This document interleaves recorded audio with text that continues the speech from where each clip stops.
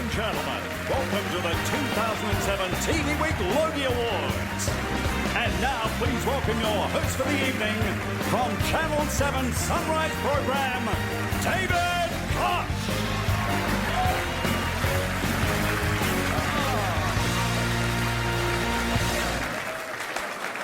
Good evening, Logie, glitterati, and welcome. Oh, it is great to be here.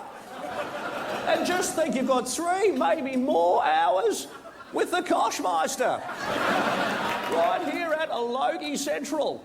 Isn't it fantastic? You know, I haven't felt this honoured since Todd Russell handed me his miner's ticket in the back of that ambulance down there in Beaconsfield. And God knows I got a lot for that on eBay, let me tell you that much for nothing. Just a joke, people. Now, I know you're expecting Adam Hills.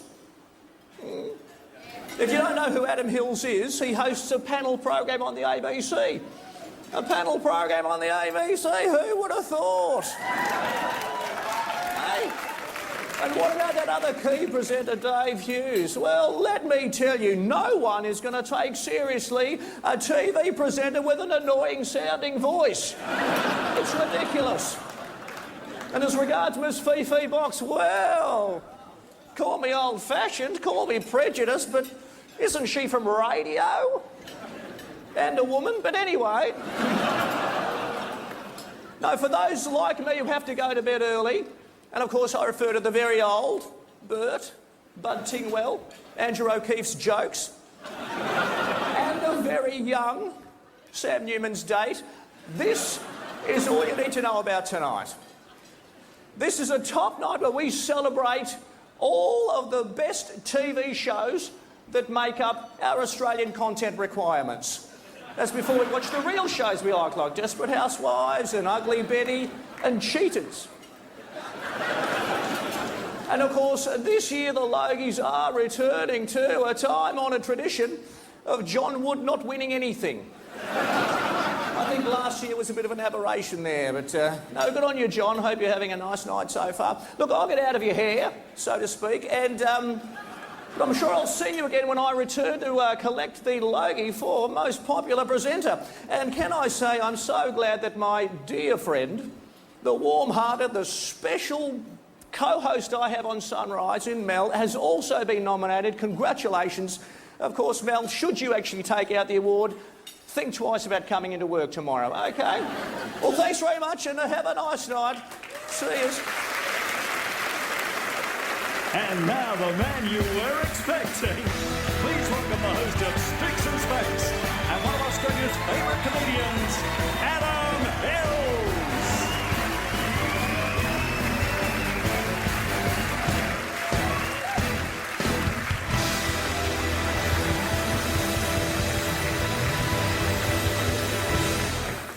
Hello everyone, good evening, welcome to the 49th Annual TV Week Logie Awards. My name is Adam Hills. Tonight, Dave Hughes, Fifi Box and I will try to entertain you over the next 15 and a half hours of quality Australian television. Strap yourselves in, it really is going to be a long night. Thank you very much for having me on the main stage this year. Thank you. Feeling particularly honoured. And you know, I know I've only been here for 3 years, but the thing I've noticed about the Logies, which has amazed me and I wasn't expecting, the level of support in the room. There is so much support from everybody for everybody else. Wow, try and be genuine on the Logies, see what happens. I think I worked out why, though. It's because we all, regardless of network, regardless of what show we work on, we all work in the Australian television industry, which means one day each and every one of us will appear on an Understanding 50s commercial. We've all got that to look forward to. There are great guests coming tonight. Damien Leith, Avril Lavigne, James Morrison, Rachel Griffiths will be appearing on stage as well.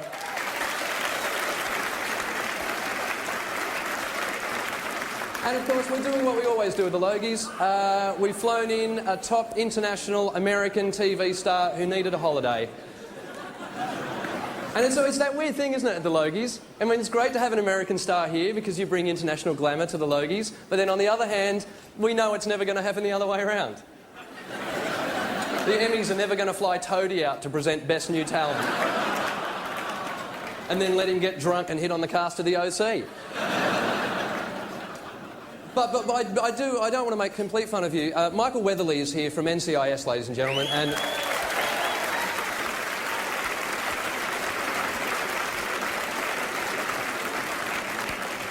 I pointed him out for a reason, because I happen to know that Mike Weatherly, before coming out here for the Logies, requested that he have tapes of Australian television shows sent to him in the States so he could study who all the nominees were. This is true, isn't it? You've researched the Australian television industry, so you know exactly who was in the room tonight, and I think that deserves a round of applause.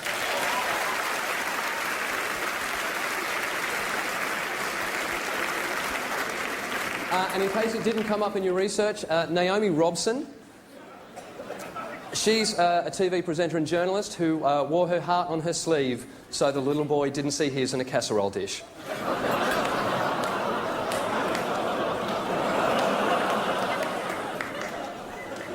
I actually do think it's lovely having American people here, because you bring a sense of optimism to the whole occasion. You are the most optimistic people on the planet. I think only American people would name their children after personality traits they hope they're going to grow up with. See Americans out in the street with their kids going, "Oh, Faith, have you seen Hope?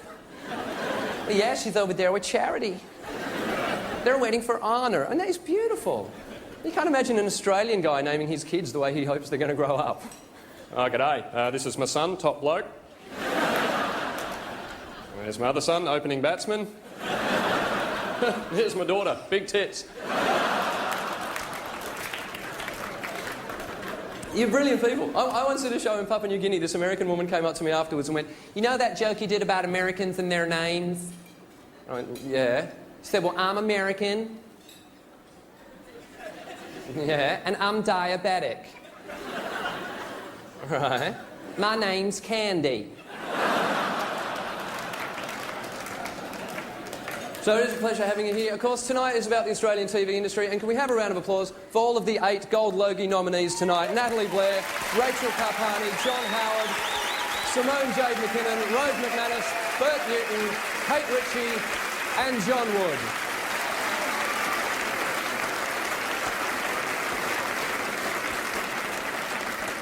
John Wood, of course, congratulations on winning the Gold Logie last year, even after Channel 7 had actually axed Blue Heelers. And not only that, I don't know, not a lot of people know this, John Wood, such a gracious winner, actually gave his Gold Logie to a Channel 7 executive for safekeeping. I say gave it to him, surgeons couldn't actually remove it afterwards, but it was a lovely, lovely thought.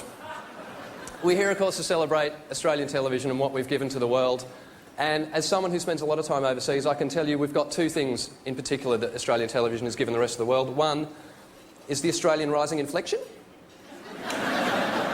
The habit we have of going up at the end of every sentence. I've watched enough Neighbours and Home and Away overseas to think that that's how all Australians speak. And I've worked out where it comes from. It's because we're all too insecure to actually make a statement. So we have to make it sound like it's a question. Because we secretly need your approval. Even when it's something serious. Susie got eaten by a shark. We're going to be High Court judges in 30 years' time in Australia handing out verdicts just going, "I find you guilty of murder." And the other thing we've given the world is something of which we can be very proud, a man who is receiving the Hall of Fame award tonight, the one and only crocodile hunter, Steve Irwin.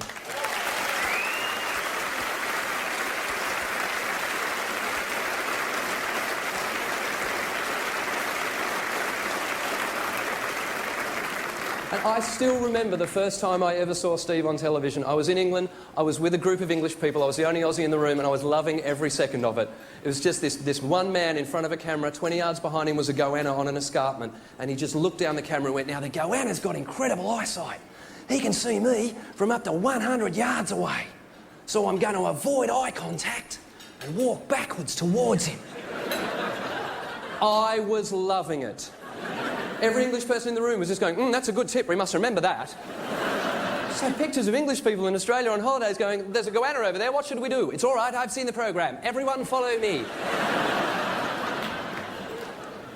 He did have an amazing career. The only disappointment was I wished that his feature-length film had been dramatic. I wish he had tried to act. The one thing I would have loved to have seen was Steve Irwin attempt to act. That would have been fantastic. In particular, I would have loved to have seen him do the gladiator role that Russell Crowe did. I would have loved to have seen that scene in the middle of the arena where he's slain everyone. The new emperor, Joaquin Phoenix, just says, "What is your name, gladiator?" And he just removes the helmet, lets it crash to the dirt. I am Maximus Decimus Meridius, leader of the Northern armies, betrayed by my troops, loyal to the Emperor, and I will have my vengeance. Oh, crikey. There's a tiger right behind me. And he's a scary fella too. So I'm going to avoid eye contact.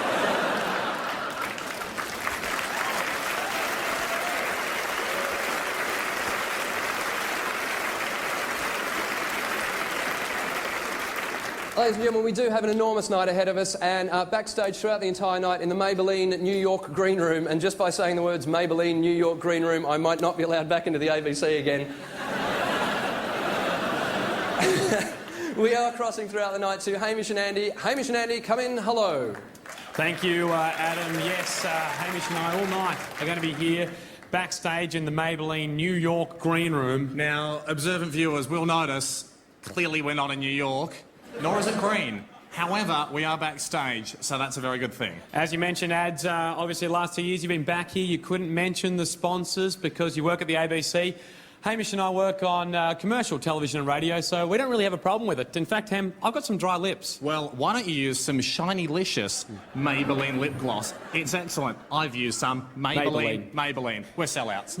Look, Hilsey, we'll be back here all night with big celebrities on the blue green room couch. Yeah. And look, mate, even if we're half as good as you've been in previous years, then that would be disappointing, actually, because individually it'd just be one quarter as good as you. So we will give it our best shot anyway, though, mate. Good luck.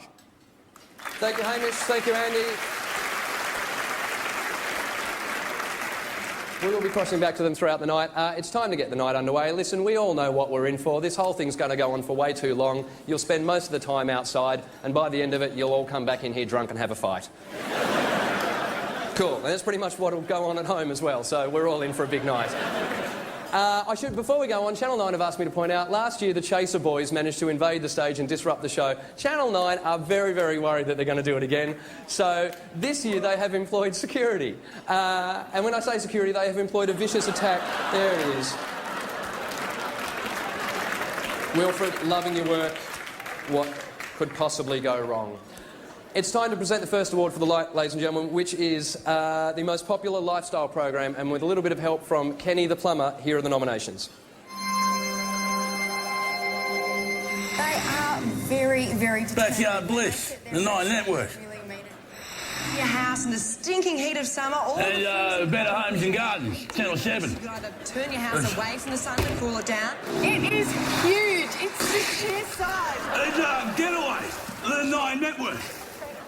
So you'll need to do some research to find And the Great Outdoors, Channel 7. something worse than starting here. So look underneath the microscope, bro. And what's good for you, the Nine Network. Brookie.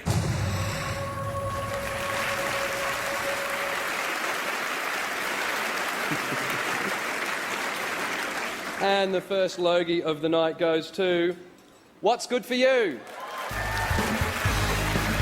What's Good For You debuted in 2006. This is the show's first Logie nomination.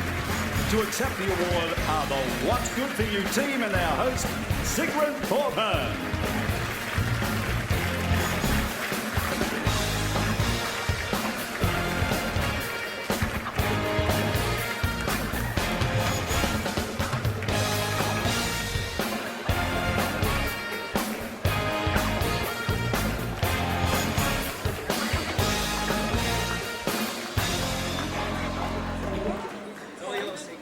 I speak for the group. Thanks so much. We've all come from such different arenas to this genre, so I think we're all doubly grateful for the support the Australian public's shown this show. To the entire Brains Trust at 9, John McAvoy and the Brains Trust, to Rob Wallace and the tireless and very talented Beyond team, and to North Melbourne for beating the Swans last night. Thank you so much. Cheers.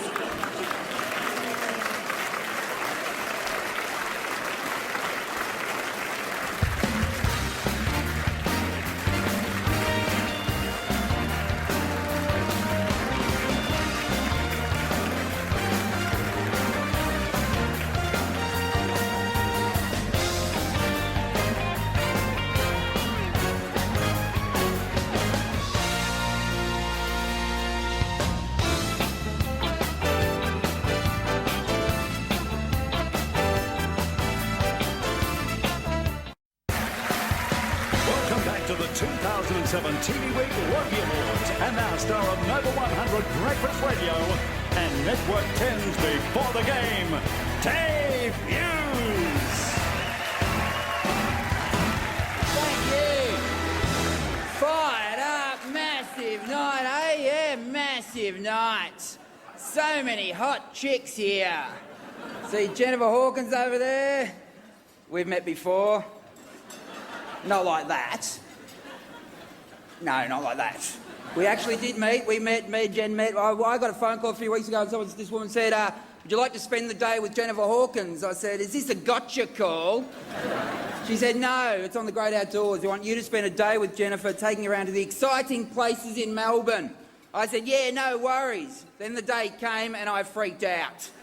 What the hell is there to do in Melbourne? She turned up at 11. The restaurant tram didn't start till 6. Well, I can get a bucket of chips and take her on a normal tram. So you know what I did? I took her down to Ackland Street for a vanilla slice. I said, there you go, Miss Universe, get the snot block into you. Seriously. Then we'll go down to St Kilda Beach and look for syringes. Seriously, it's tough to know what to do in Melbourne. I said, we're not as pretty as Sydney. You got all these big things like the Sydney Harbour Bridge. Had its 75th birthday the other week and the carry-on, amazing. I was watching sunrise and they were singing happy birthday to it. I wanted to ring Kosh and say, mate, it can't hear you. Seriously, it makes me angry because I'm a Melbourne boy and we've got the Westgate Bridge, which is longer and wider, and it's free and it gets nothing. I think I know why it's free. No one would actually pay to go to Geelong, but seriously though, it is great to be. I am pumped up. Oh, there is so many people with Megan Gale over there. Wow. Everyone loves Megan. I know, because my wife loves it too. This is true. I was at home a few weeks ago and my wife's pulling a bit of paper out of the Woman's Weekly and it was Megan Gale in a bikini walking out of the surf. And I said to my wife, what are you doing? She said, it's my inspiration photo. I said, well, give it here. It can inspire me too. The thing is, because my wife doesn't need inspiring. She's fit. I'm not fit. We got married on New Year's Eve. I didn't get fit for the wedding. That was a problem, apparently. I said, no, I'm not getting fit for the wedding. In 10 years' time, I want our kids to see our wedding photos and say, Dad, you've kept yourself okay, haven't you? Seriously, it's a big night, though. I am pumped up. Damien Leith's singing later on. He's the Australian Idol winner. He was shocked to win, so was I, because he's Irish. But Anthony Clear's here too. I love Anthony. Brilliant singer, and he was very brave a few weeks ago. He came out. Good on you, Anthony. I was shocked. I was, mate. I was shocked. I thought, what next? Guy Sebastian's going to reveal he's got curly hair. Shannon Noel's going to reveal he's a bogan. Kyle Sandilands is going to reveal he's a massive dickhead. Sorry, Kyle, I know. No, Kyle, I know. Thank you. I know you're cool, Kyle, I know you're cool. You told us last year on Idol that you're friends with Robbie Williams. I thought that made sense. There's no wonder Robbie's depressed. Sorry, Kyle, I shouldn't say. I know, in the industry we all get abused. I get abused too, I do. I'm on Rove this year, and good on Rove, good luck with the gold. I thought people would be happy with that. I was talking to a guy at the airport recently, we're having a bit of a chat, getting along all right, and I'm walking off with my bag, and he said, when am I going to see you on TV next? I said, I'm going to be on Rove this year. He said, you're too ugly for Rove. I said, I'm not going to root him. Seriously, he could see that I was upset. He said, I just didn't want to suck up to you. I said, well, you found a happy medium, didn't you? Honestly, maybe I'm not as harsh with people and their looks. Ugly Betty, I reckon she's all right. I'd have a crack, to be honest. She's got braces, but who has it these days? They're a fashion statement. I never had them. My teeth are free range. And they're happy. It's exciting having crooked teeth. When I bite into a pie, I never know which bit I'm going to get, so... But I've bite enough pies, I'll get on The Biggest Loser, won't I? That'll be cool. We've got Chris, the winner of The Biggest Losers here. He won $200,000 and enough spare skin to reupholster his couch. So... Well done, Chris. It's a great show. It's an emotional roller coaster, The Biggest Loser. Whenever I watch it, they're always crying. I want to ring up and say, you're crying because you're hungry. Have a biscuit and relax.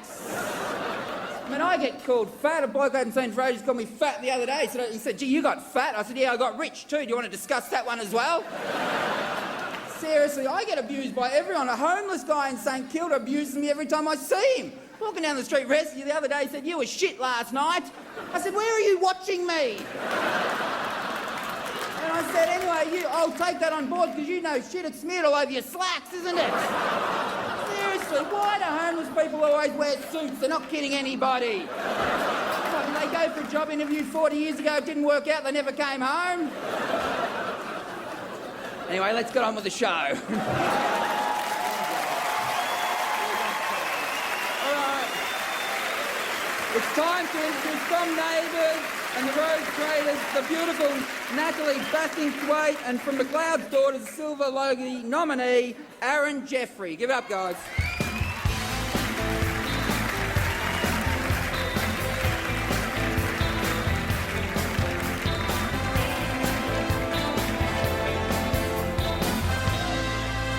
Aaron and I are here to present the Logie for the most popular light entertainment program. You know, having watched some of the nominations, I found it quite interesting that the category light entertainment featured some of the industry's biggest heavyweights. Now, the nominations for the most popular light entertainment program are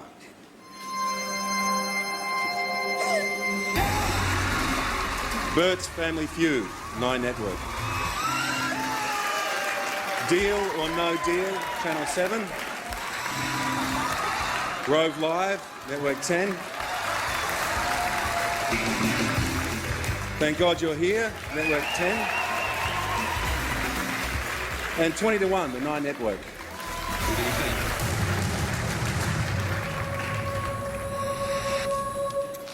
And the Logie goes to, did we sneak a peek at this before? Oh, little one. No, little one, okay. Rove Live. This is the 5th time the show Rove Live has won a Logie. To accept the award, co-Logie nominee, Rove McManus.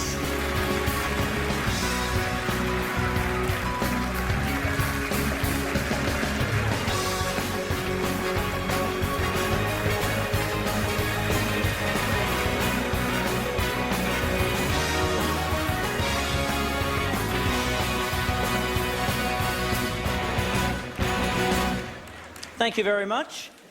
I don't really know what to say other than that.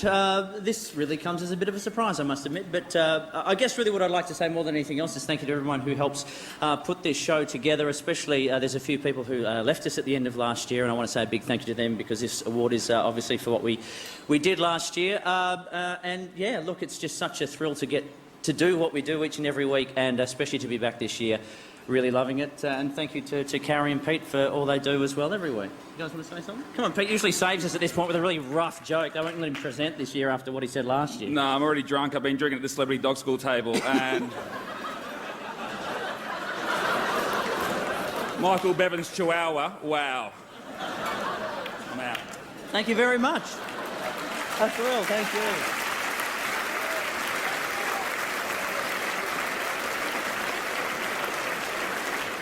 Next, we've got a very special presenter. She's one of Australia's most dynamic performers, as well as one of our most famous one of our most famous faces, and at her age, it is amazing. Can you please welcome Bindi Irwin?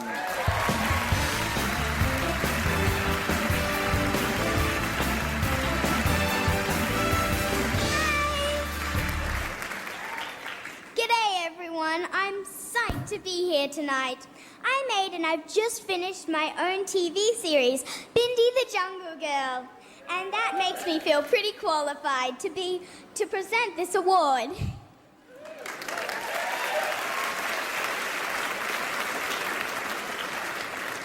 It's for the most outstanding children's program.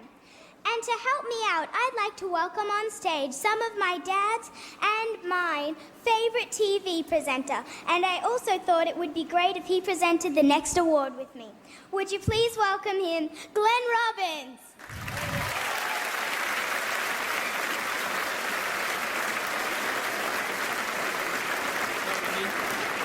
What would you like me to do? Well, is it okay if you read the nominees, and could I please open the envelope? Sure, okay. Thank you. The nominees for Most Outstanding Children's Program are Blue Water High, ABC TV. Camp Orange, Slimy Hollow, Nickelodeon. H2O, Just Add Water, 10 Network. Mortified, 9 Network. And the Upside Down Show, Nick Jr.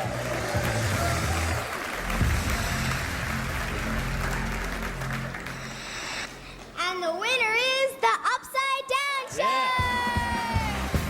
Accepting this award are Nickelodeon General Manager Katrina Savin and hosts Umbilical Brothers Shane Dundas and David Collins.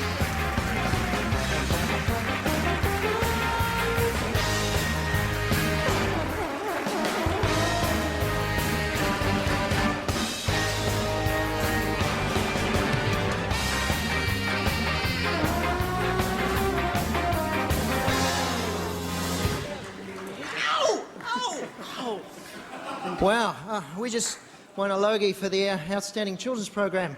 What alternative universe did we just wake up in this morning? We made this show for 3 to 5-year-olds and college students. So hopefully the entire audience is watching. Now, some people from Sesame Workshop saw us perform in New York and they came to us and said, "Do you want to do a kids show?" And we thought, "You're crazy." No. But they said, "You can keep your voice and you can make it something just a bit different for, you know, two audiences, the young audience and the old." So it's a comedy show. And we made it. This is it. It's fantastic. So thank you. Okay, I'd like to thank Monica from BLA. I'd like to thank our manager, Artie Lang, a man with a vision so clear, only he can see it. That's true. Really like to thank Kurt Mueller from Sesame Workshop in America because he came to us with the idea. Yes, he's from Sesame and he looks like a Muppet. It's very, very bizarre. Quite bizarre. He does. We'd also very much like to thank Nickelodeon Australia, who've just shown enormous faith in this show, and Foxtel, of course. Thank you very much. That's the action fingers there. Watch the show, you'll know what it's about. Of course, all of our production team, wonderful people, Peter, Julie, Pete Baxter, Ian Jones, all of the great people, Wendy Gray, of course, all of the great people who worked with us on the show. It's been a whole lot of fun, and of course, I take my cap off to my friends and the great stars of the show, David and Shane.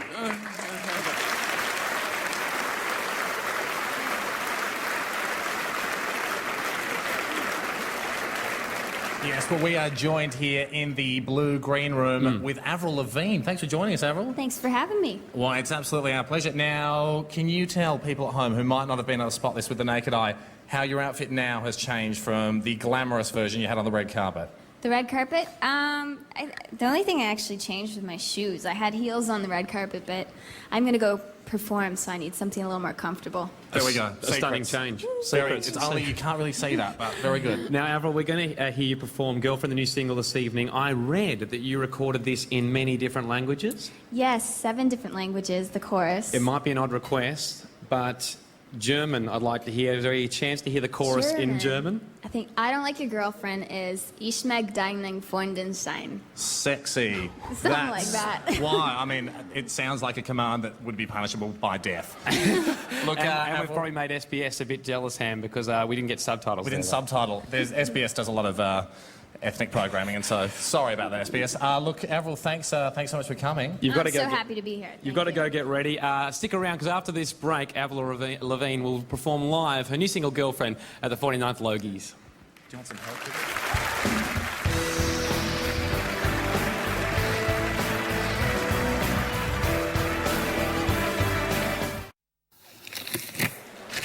G'day folks, how you doing? Kenny Smythe here. Just been doing a bit of work, as you can see. Isn't it great? You get invited to the Logies and I've got to work. But I can tell you, someone's landed the fair old brown Boeing and the porcelain tarmac back in there, let me tell you. But look, just wanted to say a big hello and look, the only reason I can't really be in the room is I don't have any sort of better clobber than this, you know, so I'd probably look as out of place as a biker at a beauty pageant. But plus I'd be too starstruck to be in that room. You've got some big stars in there. Bert Newton. I've got to tell you, Bert, me and my dad, the only thing in life that we agree on is how big a fans of you we are, mate. I just can't tell you how much Dad loves you. He's stoked every time I mention your name. And he just wanted to say hello. And to be quite honest, Bert, he actually asked to get an invite to the Logies, but the organisers pretty much made it clear that he's about as welcome as a box of Swiss Army knives at a kids' playground. So, and trust me, they've done you a favour there. You'd be better off with Charles Manson in that room than my old man. But look, good luck to everyone. Have yourselves a fantastic night. And from Kenny, good luck to everyone and, less asparagus and more fibre. We'll see you soon. Please welcome Gold Logie nominee and star McLeod's daughters, Rachel Kapani, and star of the Nine Network's forthcoming drama Sea Patrol, Ian Stenlake. That's nice, isn't it? Very. Good evening, everyone. Good evening, Rachel. Good evening, Ian. It's great to be here tonight to present a Logie for the most popular... What am I doing? Most popular reality program. That's it. There's something addictive about these shows, and I think it's because we all love to see ordinary people in extraordinary situations. We can experience someone else's life from a safe distance while asking ourselves the question, what would I do? This year's reality program nominations have fallen in two categories. They're either shows that feature celebrities who are willing to risk their credibility, or shows that feature unknown people who might like to gain some credibility. But what these people have in common is they're prepared to put themselves on the line, unscripted, spontaneous, in front of millions of people each and every week. I reckon that's pretty brave. I'd say that. And the nominations for most popular reality program are Australian Idol, Network 10, Big Brother, Network 10, The Biggest Loser, Network 10, Dancing with the Stars, Channel 7,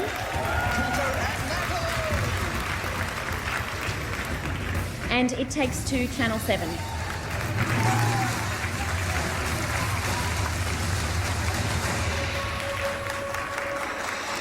And the Logie goes to... Dancing with the Stars. Dancing with the Stars has had 6 phenomenally successful series, and to accept this award are the hosts, Daryl Summers and Sonia Kruger.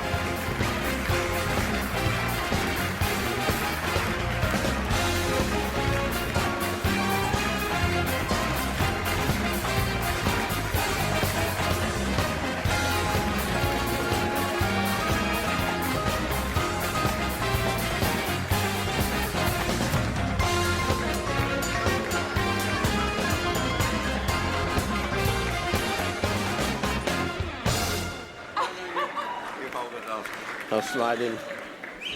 Well, it doesn't matter how well you rate, it's still a surprise to get a Logie. I tell you, this is. I think we could go back to the start of the story. So one would have to thank Kerry Stokes for putting David Leckie in place to turn the network around, which he did brilliantly, and in many ways, thank you, David, for backing the decision of Tim Warner and Brad Lyon to say yes to a pitch 3 years ago from Rory Callaghan. That made absolutely no sense. That made no sense.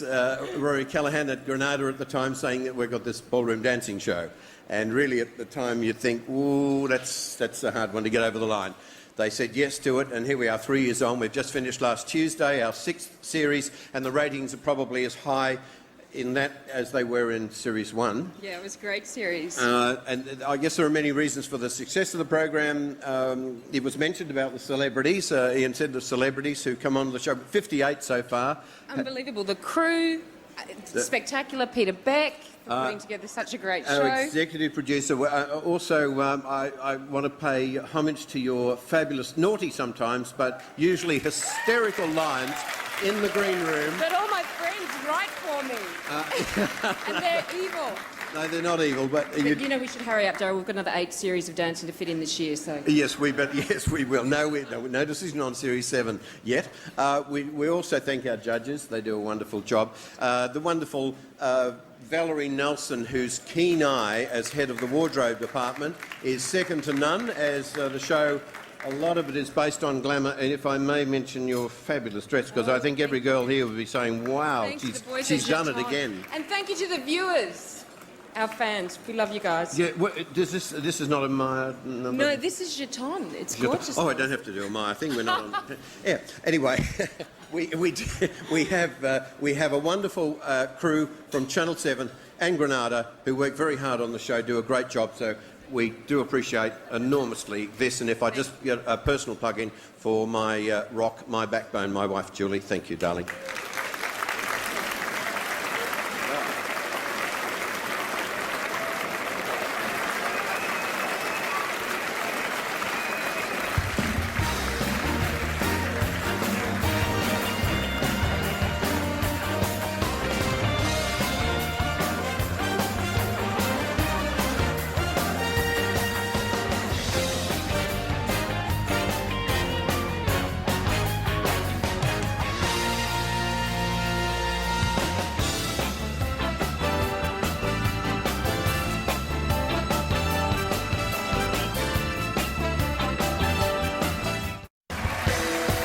Ladies and gentlemen, from Triple M Radio, thank God you're here, and Dancing of the Stars, please welcome Fifi Box!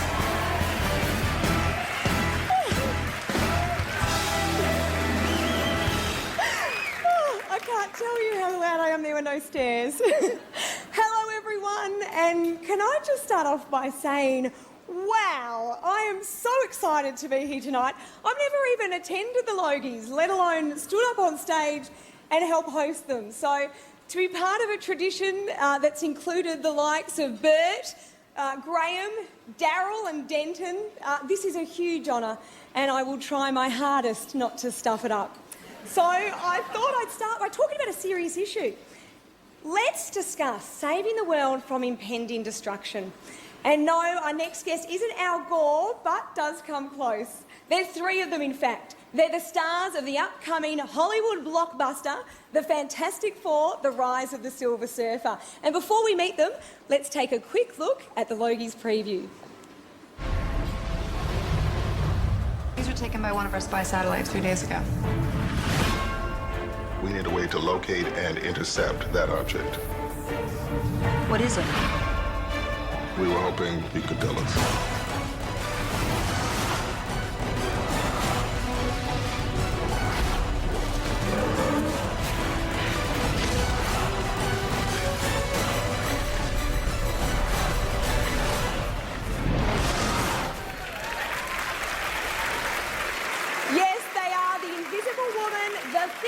And Mr. Fantastic, please put your hands together in a huge superhero welcome for Jessica Alba, Michael Chiklis and Ioan Griffith.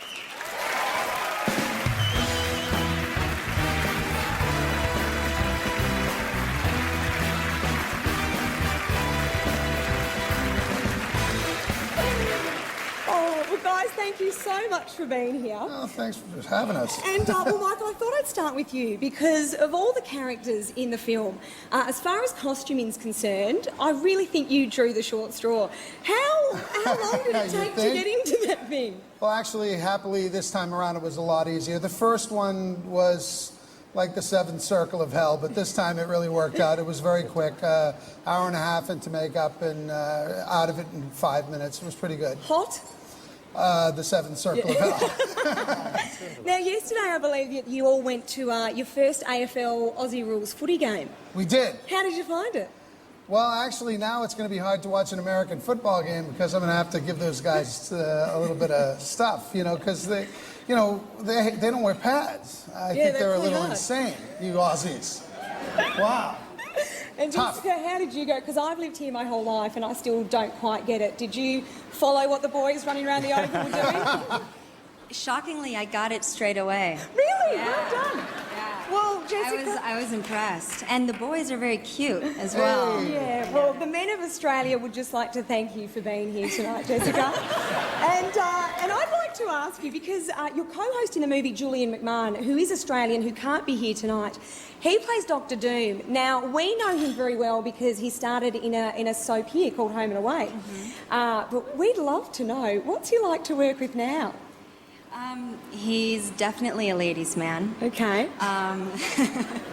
But he's really funny and he's lovely and he's humble. But most of all, he's a delight to work with. And he's a real pro. He's a movie star, for sure. Yeah, no, that's I great. love him to death. No, I really do. Well, not only do you love him, I know, Ioan, you love him. In fact, you were a fan of his when you were growing up. I was a huge fan, You yes. were. Coming from the UK, we used to watch him on Home and Away. Yes. And yes, I was a huge fan.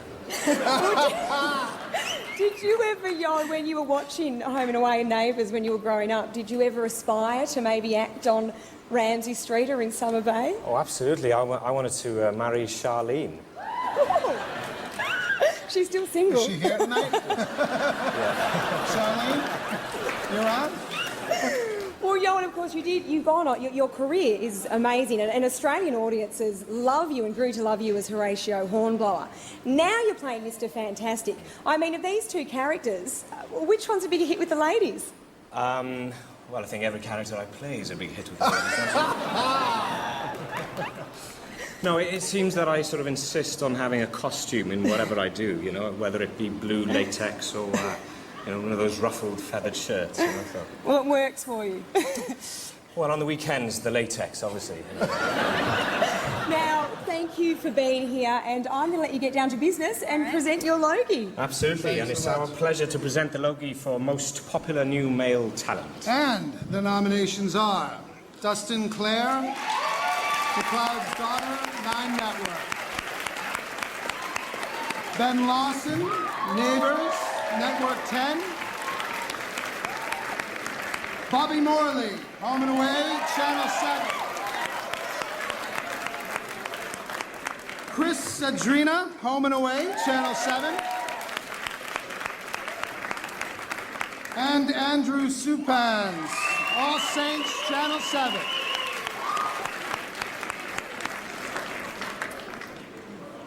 And the Logie goes to Dustin Clare.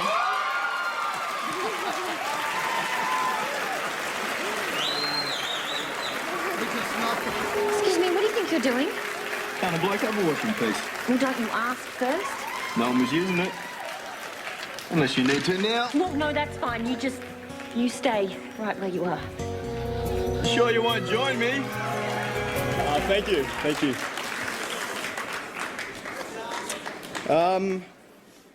I'd like to thank the people who voted for me. Thank you very much. It's a lovely gesture. Thank you.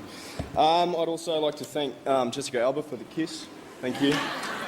My mates will be very, very jealous. I'd like to just thank a few people who've helped me in the start of my career. My family, my mum. My agency, RGM Associates, in particular Teresa Husker, the beautiful Teresa Husker. Whopper for the wonderful training and all the lecturers. McLeod's Daughters, Posey, Carl, Doris Unane for what I've learnt from you as an actor, and Aaron Jeffrey as well. I thank you. I can say I've learned a lot from you too. And I'm proud to say that I am also part of the next generation of storytellers in this country, and storytellers who are passionate about moving this industry forward and also believe in the might of Australian stories. Thank you, and long live Australian drama.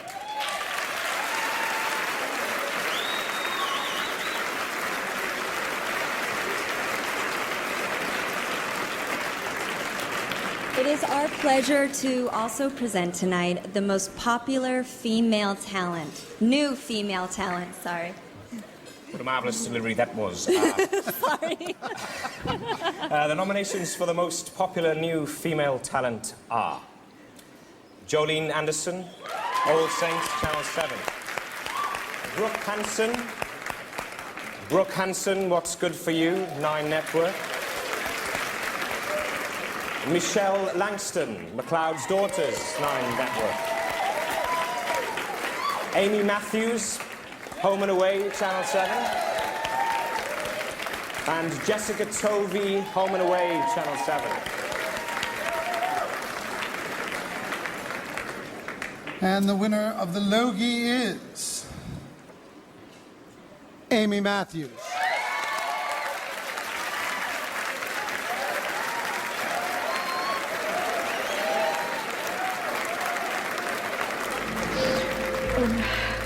I've got to be braver than this, say goodbye to him.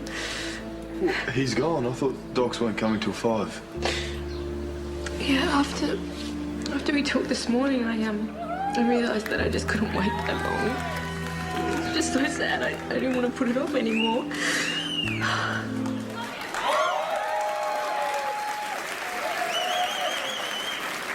Wow, this is lovely. Thank you very much. I'd like to thank a few people. Everyone who works on the show, cast and crew. It's such a pleasure to come to work.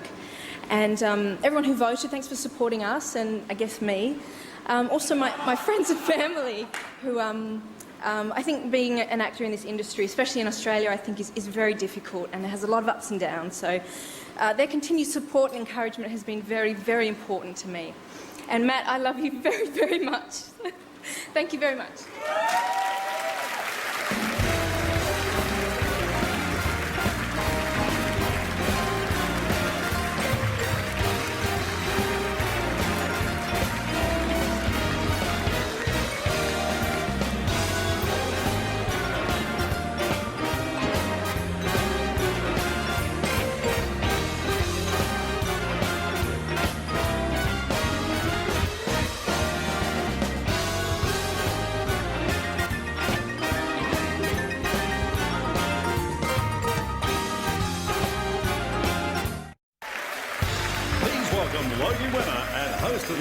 ABC's first Tuesday book club, Jennifer Byrne.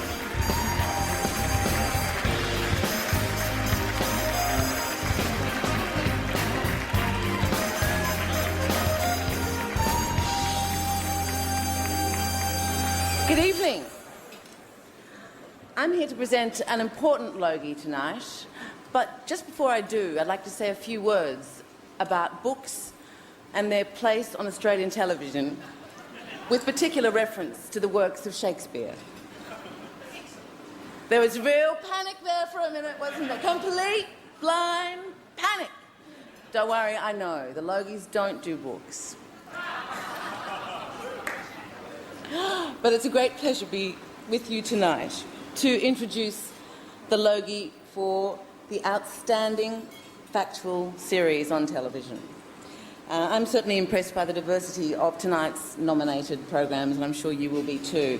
These shows give us a riveting insight into situations and human behaviour that most of us very rarely see. The result is gripping and often thought-provoking television. The nominations are Border Security,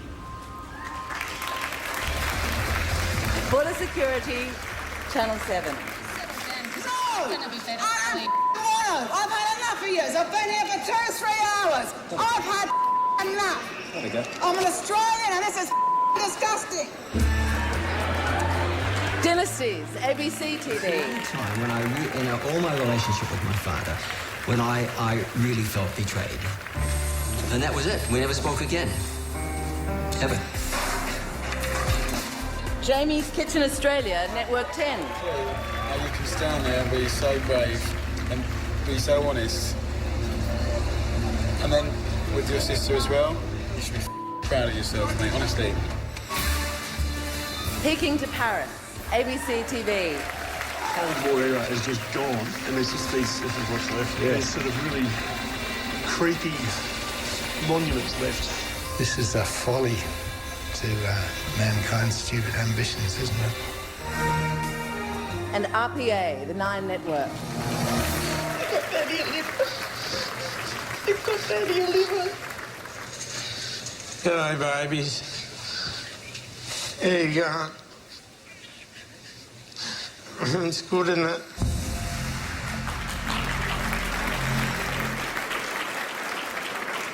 And the Logie for the most outstanding factual series goes to Dynasties, ABC TV. Accepting this outstanding award is the show's executive producer, Tim Clark. The day I arrived back in Australia, after being in America for 20 years, the headline in the Melbourne Herald had a picture of me with a cowboy hat on it, and the other side a very stern-looking Reg Ansett, and the headline said, "No job for Bob."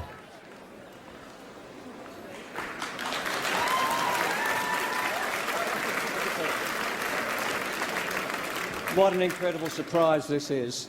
We've been delighted that our little program has found a place in the affections of our audience on ABC television. The fact that it's won a Logie is a great honour indeed. Now, we stand on the shoulders at the ABC of a great many wonderful documentary program makers over the years. You'll be relieved to hear that I'm not going to name them all, but there are many people who worked on Dynasties, the finest people in the business, directors, producers, editors, and all of the people who contribute to the program that is Dynasties. But above all, I want to thank Laurie Critchley, who conceived this program, brought it to the ABC, and became the series producer and one of the finest directors. Well done, Laurie. And this award would not be here without the agreement and the cooperation of all the families who've contributed to Dynasties. They have allowed us to tell their stories and allowed us into their lives and their dark secrets. And I think we'd like to think it's because it's the ABC. To all of you, the families, the crews, and the directors and producers, thank you for this wonderful honour.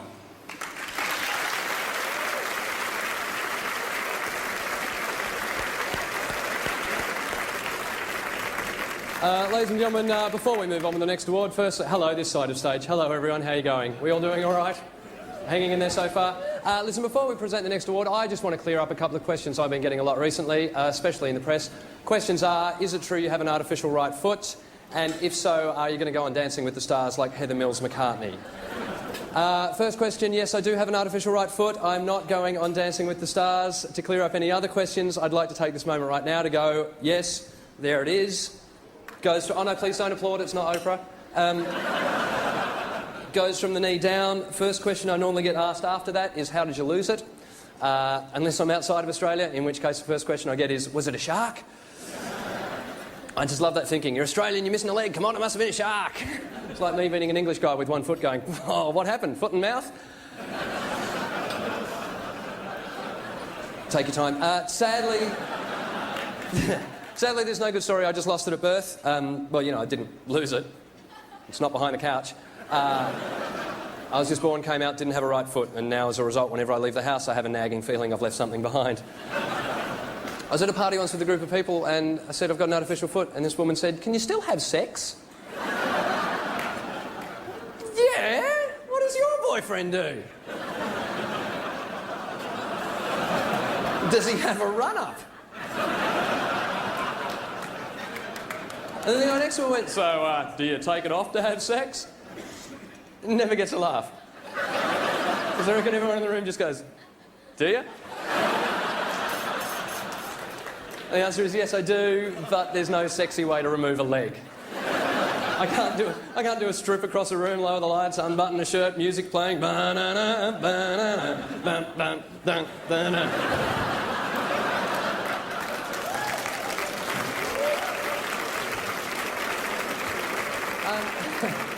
I do also want to point out, I don't like the term disabled because I think it defines you by what you can't do. It says, disabled says you're a group of people, you can't do certain stuff, we're going to remind you of that whenever we talk about you. If you're going to find a word, find a good word, like mutant.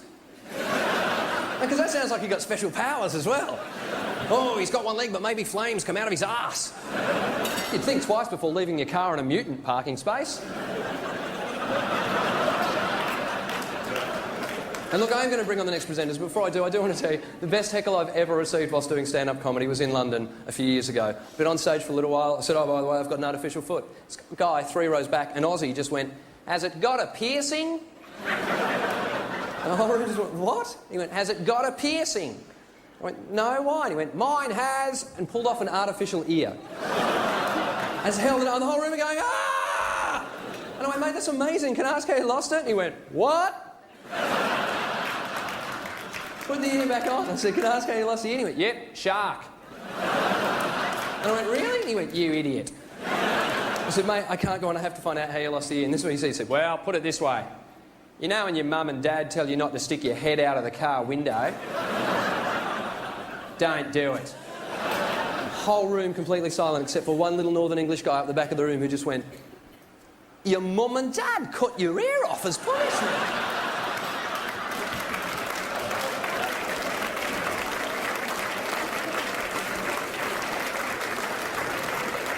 Ladies and gentlemen, the next 2 presenters are 2 of my most favourite people in the world. One was like a big brother to me when I started out doing stand-up comedy 20-odd years ago. The other is like my little sister now. Would you please welcome to the stage the host of The Einstein Factor, Peter Berner, and one of the stars of Spicks and Specks, Miff Warhurst.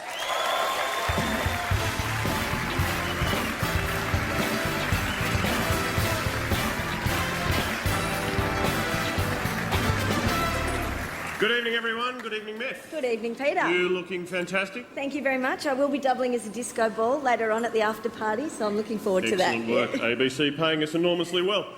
Who would indeed have thought that a quiz show with topics like King Sargon of Assyria and Buffy the Vampire Slayer, Australian jellyfish would still be on air in its 4th year? Or a show where they get guests to sing the song Smells Like Teen Spirit using words from a book such as maybe The Beginner's Guide to Black Holes. That's never going to work. Never. Never. So, there. All right, let's not muck around. Let's get on with it. We are presenting the award for the most popular TV presenter, Silver. Here we go. Will Anderson, The Glass House, ABC TV. Grant Denyer, It Takes Two, Channel 7. Melissa Doyle, Sunrise, Channel 7. David Koch, Sunrise, Channel 7. And Rove McManus, Rove Live, Network 10. All right, and the silver Logie for the most popular presenter goes to... We'll be back after this. That's annoying. No, yeah, that's annoying. We won't be doing that. Ladies and gentlemen, Rove McManus. This is Rove's 5th most popular presenter award. Rove is also a 3-time Gold Logie winner and is nominated again this year.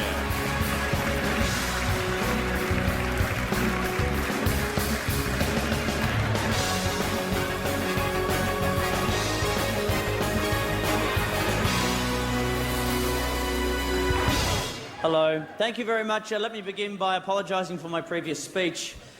It was bloody shit house, let's not be honest. I really was genuinely surprised. I didn't think we would be in the running all that much because having been away while most of the voting was happening, I did obviously get to a point towards the end of last year where I wasn't really sure if I could do this anymore, if this was something that I really, even if I wanted to, could be able to do. So it's really... it feels great now to be back with a newfound passion doing what I love doing once again. So,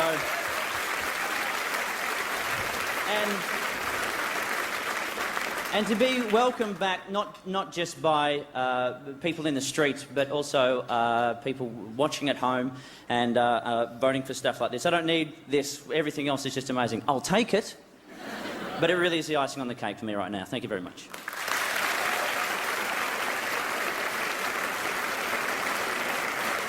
Good work, Rove. I'm joined in the blue green room by NCIS's Michael Weatherly. How are you going, Michael? I'm enjoying the Maybelline. Well, in NCIS, Maybelline. You obviously, thanks to Maybelline, you just made $30 there. Well done. Right. Keep it up. In NCIS, you're coming up against things like terrorist threats and so on. I wondered, do you ever trick yourself into believing you could do it in real life? Yeah, sure, of course. There are no superpowers, of course. We do have a badge and a plastic gun and scripted dialogue. So I look for the green tape on the floor, and I stand on it, and I say the dialogue is written unless I can't remember it, and then I make it up. Just like the prize. It's like these are all the secrets coming out now. Now, listen, we're not trying to be smart asses here. Maybelline. $40. We're up for $40. Can we keep going?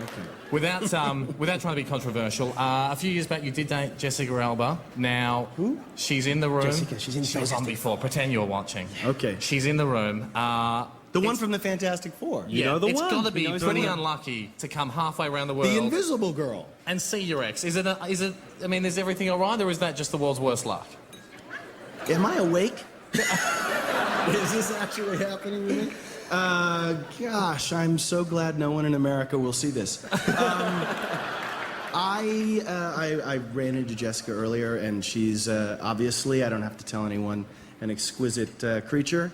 And it was lovely to see her again. Beautiful. And she gave me a black eye, which Maybelline covered. Well done. We're up to $60. $60. One last question then. We know you're a single fellow, okay? Yes, We single. thought we'd take the opportunity to organise a bit of a blind date for you. Just by going these three names, these three single people that are out there, Okay. just by name, who would you pick out of Naomi Robson, Nikki Whelan or Sam Newman?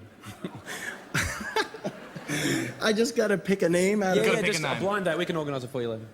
Come on, Sam. Let's. All right. I like a name that could possibly be a guy. It is a guy. We're stitching it. All right, I'm good. Michael, but great news for you, Sam. Thank you. Let's have a look now, and Michael, you can keep your eye out because we're going to have a look at another, or the few of the Maybelline Best Dressed contenders. That's right.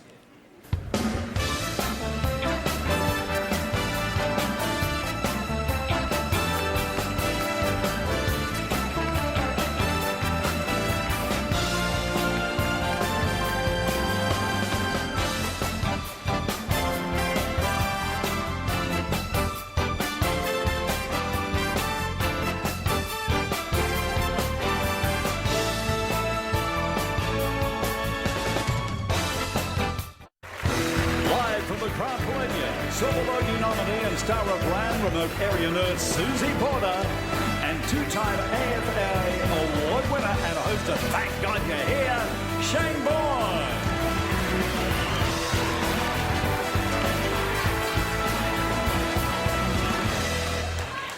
Good evening, everyone.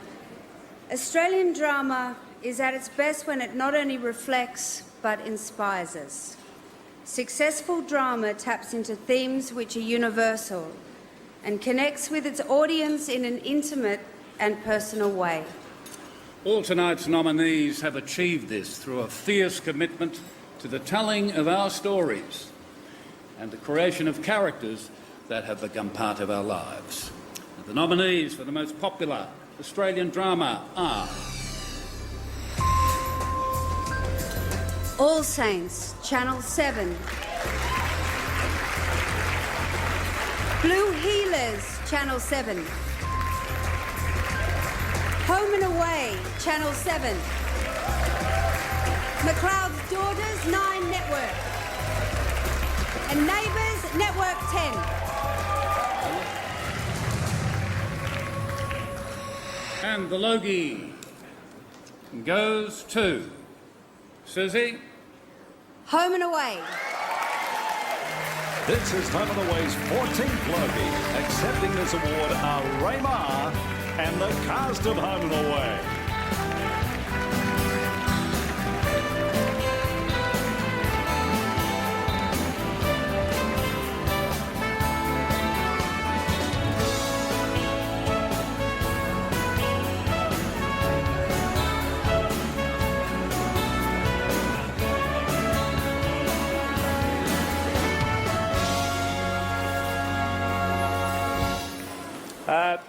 On behalf of the cast of Home and Away, thank you very much to TV Week and everybody who's voted for us.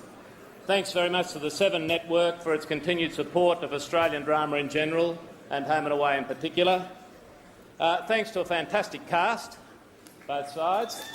And more particularly, thank you to all the people who are connected with Home and Away who can't be here tonight. Our production office, our writers, our makeup, our wardrobe people, and our crew. Everybody that gets up here says they've got the best crew in the world. Well, maybe they have, but we wouldn't swap ours for anything. They're wonderful. Art and soap are very rarely mentioned in the same breath. But artistically, if you compare our show with any show from around the world, from anywhere, that's produced at the rate of 2.5 hours of screen time a week, we can hold our heads up high. As far as the money side of things goes, Home and Away is the most financially successful product the 7 Network has ever had. It's a drama, it's Australian drama, and it makes money. We're proud of it. As far as, I'd just like a quick memo to all networks, don't be frightened to make more Australian drama. If you do it right, you might even make a quid. Thank you.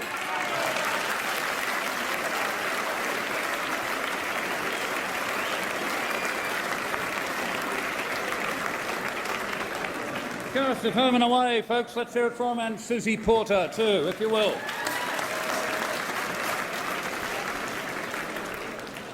This is an important announcement. Many years ago, a young man by the name of Graham Kennedy hosted a live variety television show called In Melbourne Tonight. It was unpredictable, it was ambitious, it was on 5 nights a week and ran for a little over 13 years. Graham was, of course, irreverent, he was risky, sometimes risque, and decades ahead of his time, and became our greatest television star ever, known to all and sundry, as you know, as the King. Now, I know what you're saying, big deal. Tell us something we don't know. Well, get this. I think this is more than somewhat significant considering what we are celebrating here tonight. The very first episode, and I repeat, the very first episode of IMT starring a young, nervous, inexperienced Graham Kennedy went to air on this very night, exactly 50 years ago.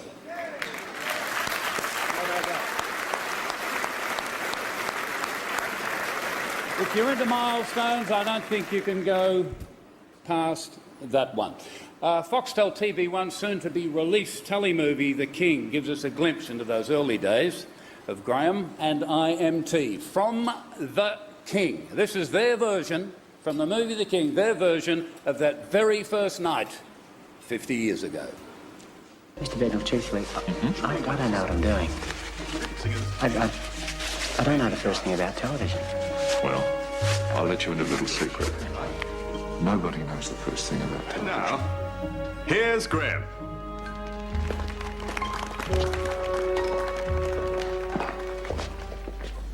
I'm Graham Kennedy, and of course this is our first show, and we're very proud to be with you this evening.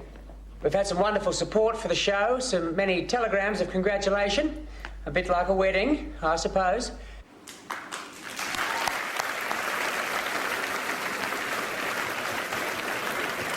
And while we're on the topic of legends and people who have contributed to this industry in enormous amounts, would you put your hands together for Mr. Bert Newton, who celebrated 50 years this week? Good on you, Bert.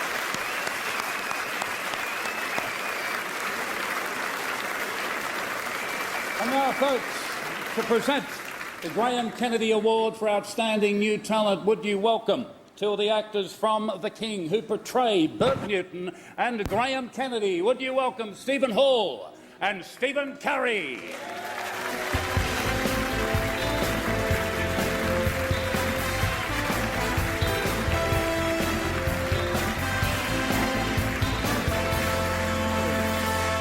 Thank you. Good evening. As Shane said, we are here tonight to present the Graham Kennedy Award for Outstanding New Talent. Correct. And it is a fitting tribute because 50 years ago there was only one outstanding new talent on Australian television, and that was Mr. Graham Cyril Kennedy. There were two Why outstanding. didn't you do this in rehearsal? There were two outstanding new talent. Name another one.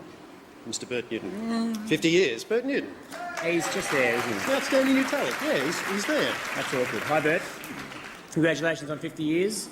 That's right, and that's why he is Bert Newton. And Paddy, hello well, Paddy, how are you? Good to see you. Celebrating 49 years, not quite the fanfare that Bert got, which, as a woman, I find sexist. Can we move on? Yes, we can. Good. No, I speak on Stephen's behalf and mine when I say what an absolute honour it has been to be able to pay homage to you, Mr. Newton, sir, and Mr. Kennedy, who's not over there. I don't know why I did that. In The King, which is premiering May 20 on a Sunday night on not this network. But right now, the nominations TV1 for the Graham Kennedy Award for Most Outstanding New Talent TV1.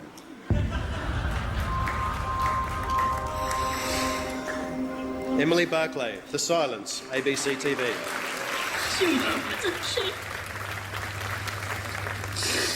Guess it explains why she never came back.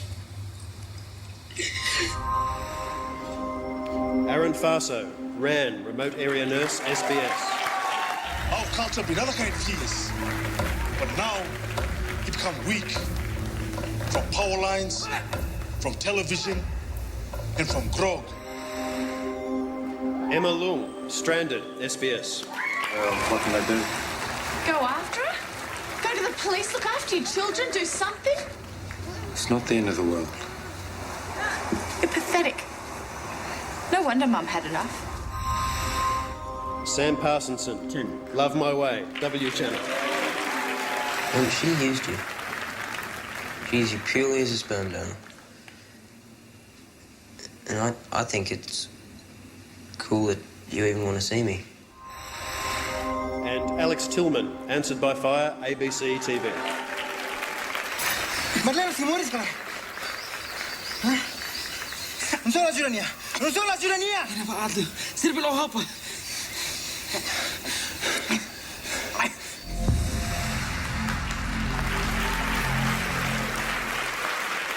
And the Logie goes to... Ah, yes, I was wrong. You were wrong. Emma Long.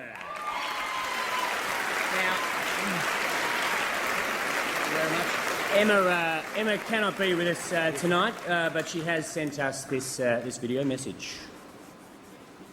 Hi, I'm Emma Lung. I'm in Los Angeles at the moment. I wish I could be there with all of you tonight. This is just great. I'm still reeling from the nomination. I certainly did not expect to win.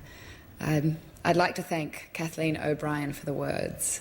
Stuart MacDonald for the direction, the entire cast for being just so clever, the incredible crew for their creativity and ability to think of just everything, and to Lizette Atkins and Beth Fry for orchestrating it all, and of course to TV Week. Thanks very much. Have a great night.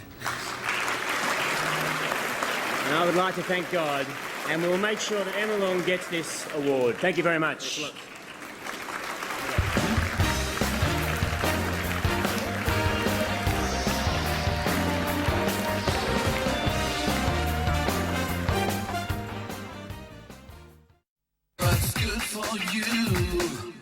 Everyone loves a drink, whether you're at an elegant meal, a party, or simply knocking back your body weight in free booze at the Logies. But how much is too much? Well, probably half the amount you've already knocked back. Tonight, we'll be asking just how much can you drink on Logie's night and still have a job in the morning? As alcohol enters your system, it affects your eye bits and your mouth bits. Under the influence, some objects may appear more attractive than they really are. Too much alcohol can also impair your speech, damaging the single most important thing you'll need on Logie's night, your ability to self-censor. Let's take a look. We've been drinking for a really long time. I really know. I don't know why I'm here. Every half-wit that calls himself an actor is here tonight. Don't whine me, I've won goal. Screw you. And John Wood, you were fabulous in bed last night. Here. Where's that whiskey? Thank you very much. Geez, I don't know whether it's day or night. Every day. This is not happening, of course, is it? It's all about drinks. So please, keep yourself tidy tonight, or you could end up commissioning the next Yasmin's getting married. Oh, shit. Yes, thank you, Sigurd. And keep off the drugs too, people, all right? Remember, you're not AFL footballers. Seriously, how's the carry-on with that been? These guys on drugs? I don't know what's going on. Oh, it's rubbish, I reckon. They're alleging that maybe footballers are playing in front of 80,000 people off their nuts. I don't believe that. When I used to get stoned, I was too paranoid to answer the phone. It'd ring and I'd go, oh, they know. We should have shut the windows. Seriously, though, we love sport in this country, especially this town. So much so we built a massive swimming pool across a tennis court in the middle of the longest drought in history. It was great, the swimming championships. It was fantastic. And I said they'd use the water afterwards. 750 million litres of water. You know what they did? They pumped into the Botanical Gardens lakes. What did they do there apart from freak out the 4 ducks that live there? They're swimming around going, Kevin, can you smell chlorine? Yes, me feet can't touch the bottom anymore. But we love sport in this town. We know we do. In this country we do as well. That's why we're going to do the Sports Awards now. And to present them, we've got, from What's Good For You, Brooke Hanson, and Network 10's Steve Quartermain. Give it up for him, guys.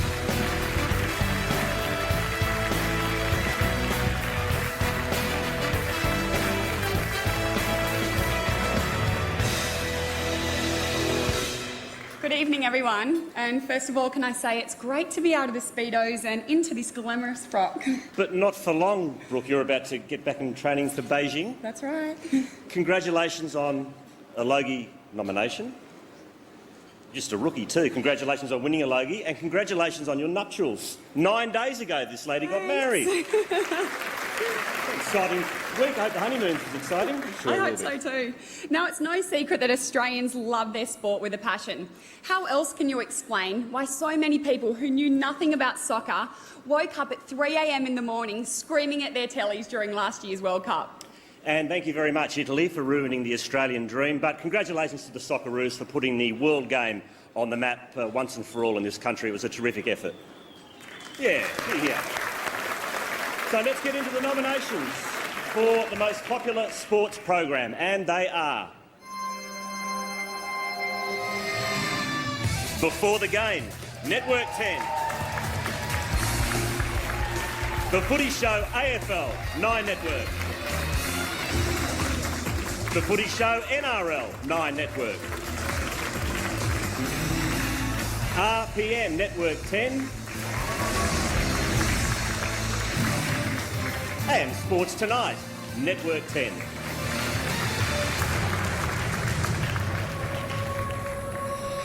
You can do the honours, Brooke. And the Logie goes to the Footy Show NRL. This is the Footy Show's NRL's fourth Logie. Accepting this award are Paul Paddy Morton, Matthew Johns, and Paul the Chief Harrigan.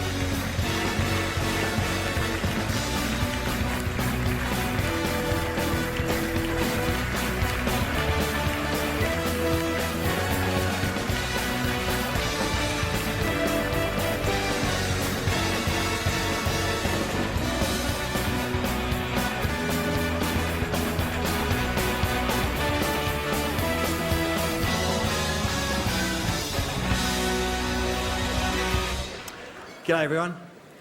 This is a great honour to accept this award on behalf of Channel 9 and the Footy Show.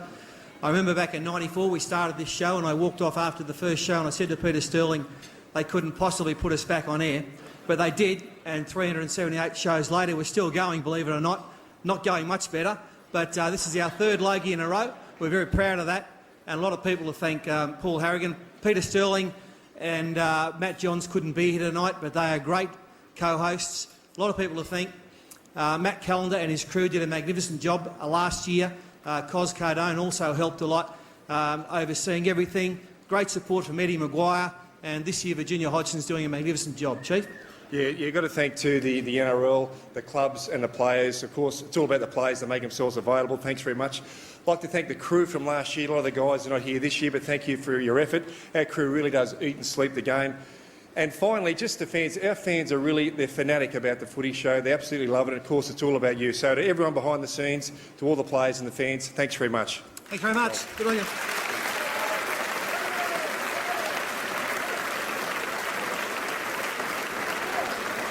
Now to the Logie for the most outstanding sports coverage. And great coverage makes you feel like you're right there. I'm a little bit biased, but I believe Australian television does it as better, if not better, than anywhere in the world. The nominees are, Brooke? The nominations for the most outstanding sports coverage are 3 Mobile Ashes Series, second test, 9 Network. Once again, this Ashes clash twists and turns like a massive python. And today it was the Aussies that were the monster. The Australian Open 2006, Channel 7. It is the world's #1 player, Roger Federer, meeting the unseeded Cypriot, Marcus Baghdatis, for the 2006 title. I guess it's all coming out now.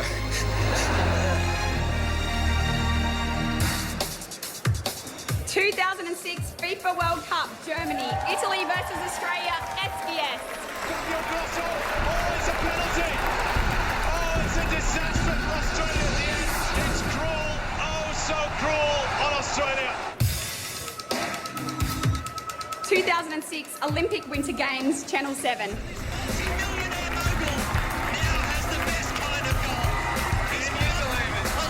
goal. And history is made at South 2006 Super Cheap Auto Bathurst 1000, Network 10.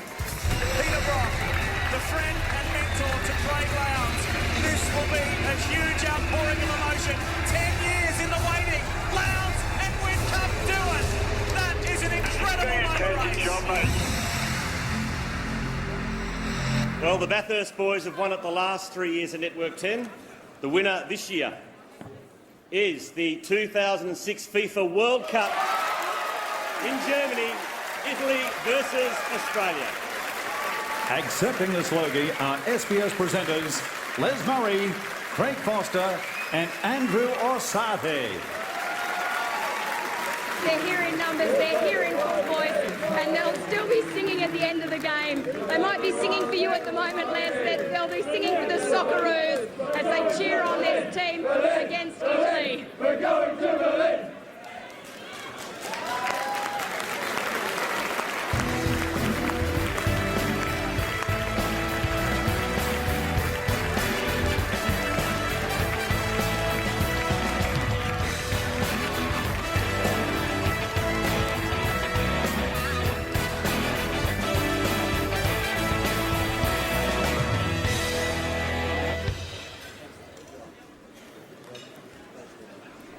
You'll have to excuse the attire of the two boys behind me.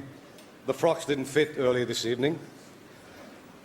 As in terms of pressure, Australia versus Croatia in the World Cup, 15 minutes to go, Harry Kewell at the far post, was nothing like this. It's a significant moment for SBS. This was the second sports award that SBS has won, and in the first one that SBS has won was for a match between Australia and Iran in 1997, in which this guy was playing. Give him a big hand.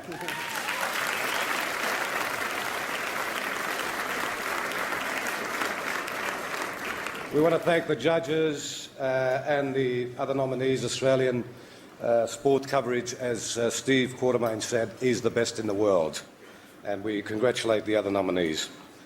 It was an enormous success for SBS. Across the 31 days of the coverage, 12.2 million people tuning in, mostly in the middle of the night, and we'd like to thank them most of all. It was a coverage over 3 platforms: television, radio and online. I'd like to thank the SBS board and management, in particular the Managing Director Sean Brown, for having the faith in our coverage, the Head of Sport Ken Shipp for his support, the Executive Producer Noel Brady, who pulled the production together in such a fantastic way, all the wonderful people, the lovely people at SBS at the ground level, both in Germany and, of course, in our Sydney studios. I'd like to thank our commentators, Simon Hill and Martin Tyler, my fellow host, Andrew Orsatti. Give him a big hand for all the hours that he put in through the coverage. Mike Tomalaris and Stephanie Brandt, reporters Emma Simpkin, Tracy Holmes and Damien Lovelock, and our resident analyst, Socceroo, Craig Foster, as I said earlier. Give him a big hand. And of course the entire production team who did such a terrific job in bringing such an event, such a massive event, to Australian audiences.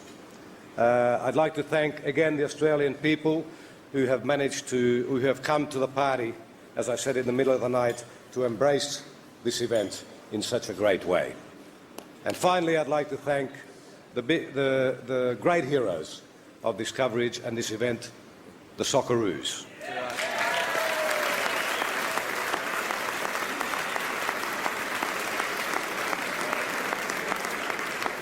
Onward to South Africa 2010. Thank you.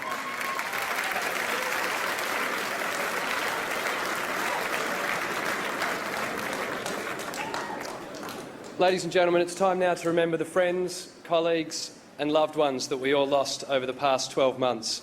Across 3 generations, from television pioneers to the industry's brightest stars, they were all loved and they will all be sadly missed. And I do have to point out at this moment, for any Aboriginal and Torres Strait Islander viewers watching, the following piece does contain images and voices of deceased people. Here with tonight's tribute is Damien Leith, Waiting on an Angel.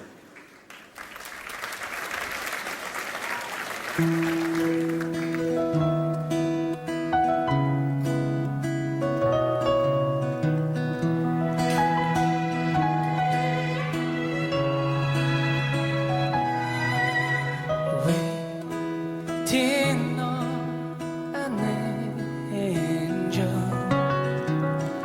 one to carry me home. Hope you come and see me soon, 'cause I don't wanna go alone. No, I don't wanna go alone. I think it's quite appropriate that I should be presenting this award, as I have been going out with a child myself for the last couple of years. Angel, you come by me. Angel, my plea.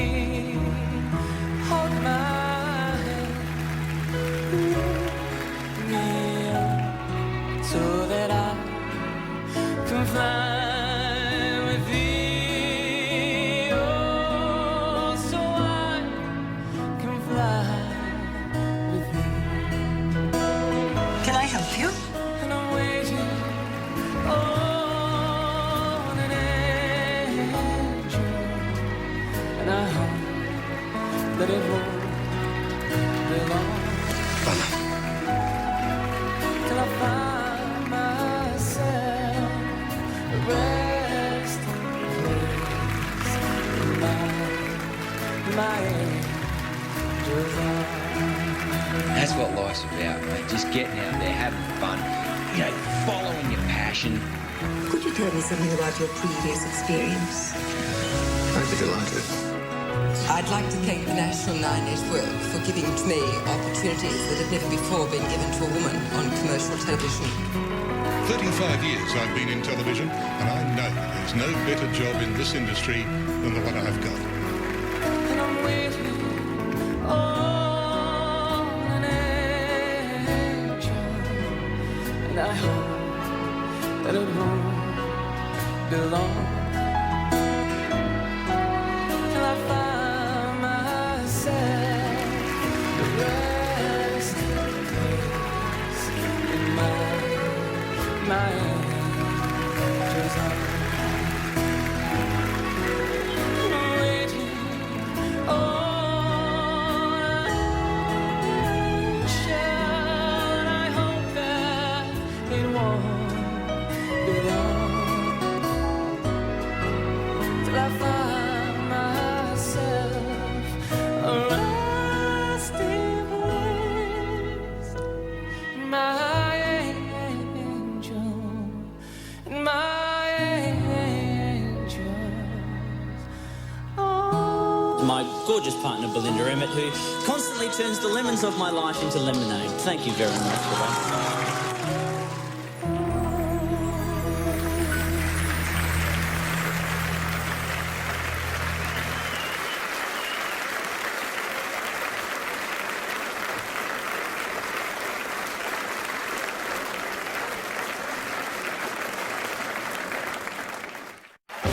Welcome back to the 2007 TV Week Logies. Now please welcome to the stage Lara Bingle and Jake Wall from Dancing on Ice.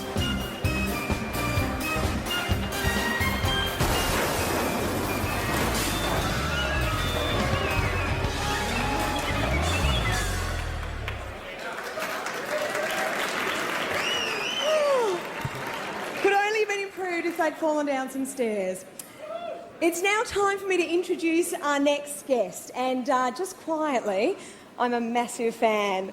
From The Cosby Show to Dark Angel, he's been a fixture on American TV screens. He's currently starring in Channel 10's hit series NCIS as the very sexy Special Agent Tony DiNozzo. Please welcome to the stage, Michael Weatherly.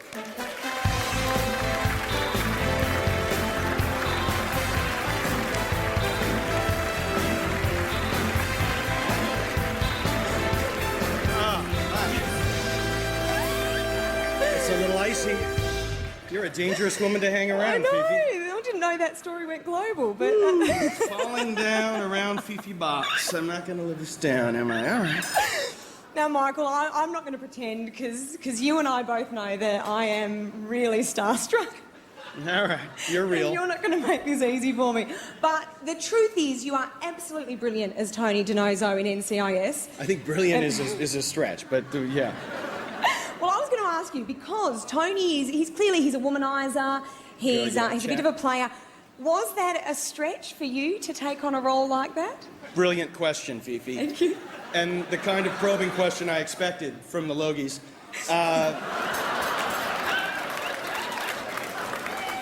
All I can say is that he's Italian, and I'm not, and I enjoy getting into his skin every day. Foreskin every day. Well, it's the Logies, right? I'm allowed to do this. It is. No, Okay. you're doing very well. And I hope you don't mind, but Yes. we do have some footage here of... That's a lovely dress you're wearing. Thank you. Holy mackerel. It's Are those it's- earrings? They're not. No, they're not. It's just They got beading. stuck on your dress. All right. I know, it's just a bit of decoration. But this is footage of Tony, and this is typical of his lady-killing ways. Do you want to see this? That's what they're paying the big bucks for. That's American television at its finest. You can watch 6 Feet Under, sure. But you're not going to get the hairy armpit woman. Well, you know, the actually find that very sexy. Oh, in France, they don't get the joke at all. We're best drama in France. And well, look, on personal hygiene, and I don't mean to embarrass you here, but I have This heard... continues? Yeah, it continues. I'm not done. I have heard that to get into the character of Tony, that you wear no underwear. That's true, Fifi. Thank God you brought that up. You're not in character right now, are you? I'm in room 1510. Oh, shit. Is this on? And now, look, something else I've read about you, and clearly I've read far too much about you, and it's probably unsettling you. Yeah, I know. But I did read that you find interviews quite freaky, in that you can lie in bed at night and stress about answers you've given. Is that true? Well, who wouldn't lie in bed and stress about answers they'd given in an interview that might be broadcast to millions of people across a continent the size of Australia? So, thanks again, Fifi, for another probing. Is this 60 minutes? I am now worried, though, that this interview is going to give you nightmares. You know, the scary... You're not wrong. Woman who wouldn't stop talking. OK, well, look, I could... You look beautiful tonight, by the way. Thank you, Michael. Yes, Fifi. Well, I could talk to you all night, but some would consider that stalking. So let's get down to business. And I'd like you to join me, it would be an honour, in presenting the Logie for the most outstanding drama series, mini-series or telemovie. And the nominees are...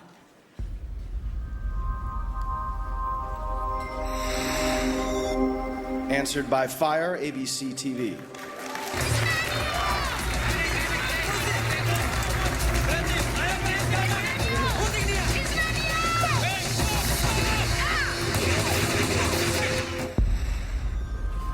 Love My Way, W Channel. Is that chair for Frankie? What? Charlie? Just eat. Who's the chair for? It's for Lou. For Lou. Ran, Remote Area Nurse, SBS. You can't be right about everything, but sometimes you have to make them think that you are. That's called lying. It's responsibility. You haven't got what it takes. You never did, and you never will. The Silence, ABC TV. All she cared about that night was getting to the train station on time. She was going to Orange. I found a ticket. Yeah, because she was coming for me. That's right. I'm her son, mate. The Society Murders, Network 10.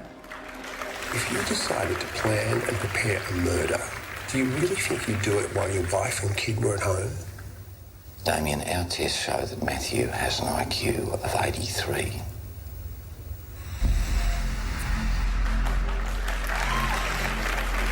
And the silver Logie goes to... It's just a big moment.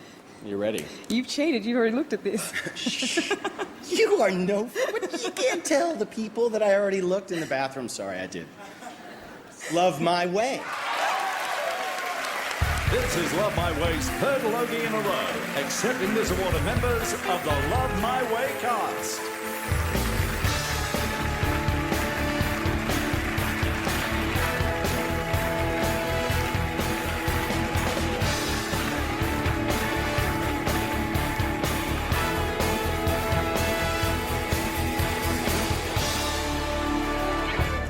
Thanks very much. It's a huge thrill and a great privilege to get this, as it is a great thrill and a privilege to work on this show all the time. This time, I very much want to thank the writers. This is a show about writers, a central group of people who sit and get together every week and expose themselves and try and come out with the best ways they can tell the stories of our lives. And it's a great fun to work on, and I want to thank them all. I also want to thank Foxtel for giving us a chance to work on a show like this, particularly Kim Vetera and Brian Walsh. But they've allowed us to make this kind of drama still a possibility in this country. So thanks, Brian. Thanks, John. On behalf of Foxtel, I'd like to acknowledge and thank John Edwards, Kim Vetera, the incredible production team behind this beautifully crafted drama, to this magnificent cast on the stage and those who couldn't be here, our gratitude. I think everyone in this room knows how difficult it is or how challenging it is to get an Australian drama up and to get it to work. And to move into a second and third series takes a lot of effort. So to all my team at the Foxtel-owned and operated channels, to the team at W, my thanks. And to a group of people who don't get thanked a lot, but tonight I'd like to take time out to acknowledge the great work of our publicity team around Australia. To Heidi Virtue, whose passion really drove this show. To Brendan Moo, Elizabeth, to Lorraine, Jenny and Dee, Kathy and all the team, my thanks. To TV Week for bestowing this award on us for a second consecutive year is just fantastic, and it encourages our business to continue to invest and commission Australian drama. And that tradition continues this year with our new shows like Dangerous, Satisfaction and the Graham Kennedy story, The King, which will have its world premiere on May 20. And in winding up, a special thanks to Claudia Carvin, who really has been such a driver behind this show.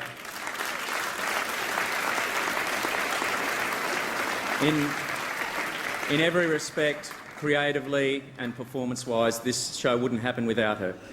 And finally, the most important people of all, because without them, we wouldn't have a business, and that's our subscribers around Australia. Thank you for your loyalty to Love My Way and for your great support of subscription television. Thank you. Ladies and gentlemen, host of A Current Affair, Tracy Grimshaw, and 60 Minutes reporter, Peter Overton. Good evening. It could be argued that there's no style of storytelling more personal than documentary. Sometimes recreating events, sometimes interrogating reality. Each of tonight's nominations is outstanding. We love the fact the industry is prepared to acknowledge filmmakers with the courage to explore stories like our bloodiest battle of the Vietnam War, the debilitating effects of Parkinson's disease, the boatload of feisty convicts who became the unlikely founders of Australia, unlocking the secrets of child development and finding the answer to one of the greatest cases, unsolved cases in crime history. The nominations for the most outstanding documentary are The Battle of Long Tan, the History Channel. It didn't matter who you were, where you came from, or how the hell you got there. We were there together, fighting. The big question was, for what? The Bridge at Midnight Trembles, SBS. Keep doing it as the doctors know what you're doing. I've done it thousands of times. You have to have faith. But always there's a little voice. Things can go wrong.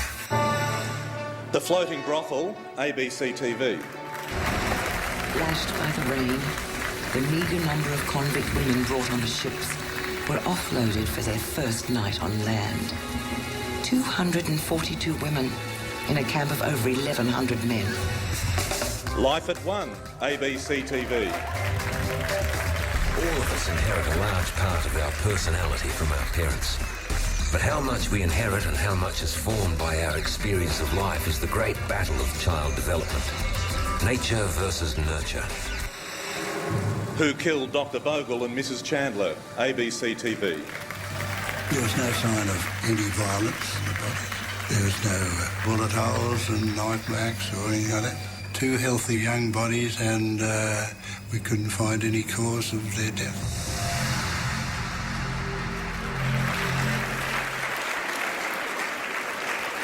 And the Logie goes to Who Killed Dr. Bogle and Mrs. Chandler. This Logie is to be accepted by producer, director and writer Peter Butt and producer Christine Wilde. They were convinced that I was the killer, and they did everything they could to sort of prove that that was the case.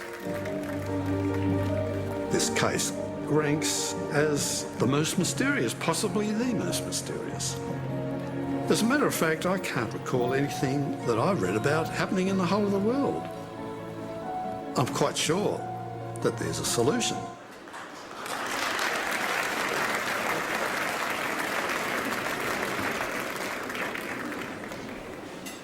Well, thank you, everybody.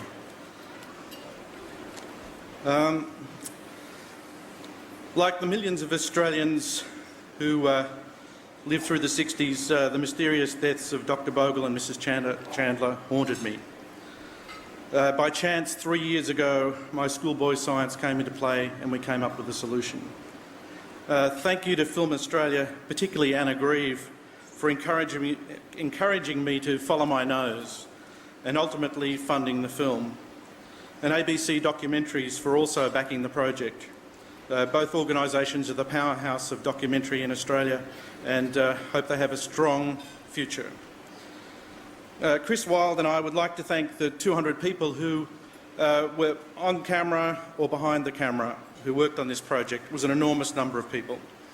And especially Jeffrey Chandler, who gave a very brave interview and opened his heart to us. And I think hopefully we've given him a solution to rest the soul of his wife and Dr. Bogle. And finally, to Australian audiences who crave for Australian content, keep watching Australian documentaries. Thank you.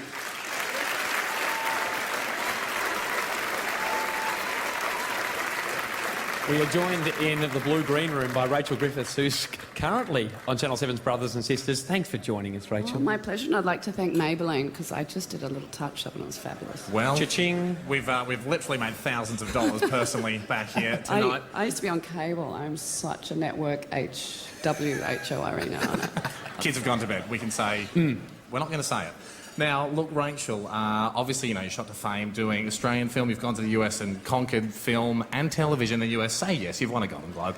You've conquered things over there. Big things. The final piece of the puzzle, will you come back to Australia and do your own TV show? You know, that could be on the cards. Really? Yeah, if we can keep this industry strong and alive and fund our writers and our independent producers, and I'm not sure if you've Australian seen content still gets made. But Quizmania is a show late night, which I'm not sure if you've seen it. I reckon you could get a walk-up start. If you can look down the barrel and say, just keep calling, keep texting, you've almost got the gig. You know, after 2 kids, I can barely put 3 sentences together. Well, I don't you could think win I'm the gonna best new talent, Logie, and put it next to your Golden Globe. You'd be the only person ever to have done that. Well, speaking of your 2 kids, are they at home watching Mum on telly tonight? I hope not. Well, if they are, do you want to have a little message for them? Your chance to say... Go to bed. Go to bed. I know you're jet-lagged, but it's 9:00 time. Jet-lagged? God, you've got professional kids. How old? They're like 2 and 4? They're young kids, aren't they? They're 3 and 2. 3 and 2. Close together. OK, well, now, along the lines of sending a message, we did read that, quite famously, you were rejected all those years ago by NIDA, foolishly. Yeah. Do you have a message for NIDA, if they're watching? Keep producing great Australian talent. A bit more of a selfish one, like suck on that or something like I succeeded, or No. Everyone's career is, their own series of challenges. And I went to Geelong. There was a bad Geelong joke earlier. I love Geelong. And I worked with the Woolly Jumpers for 2 years, and quite frankly, that's what I needed, not 3 years of, Well, you got your money from Maybelline and you got your money from the Geelong tourism now, so fantastic. Thank you for chatting with us. It's great to have you in Australia. It's now time to look at the 8 Logie nominees for Gold Logie.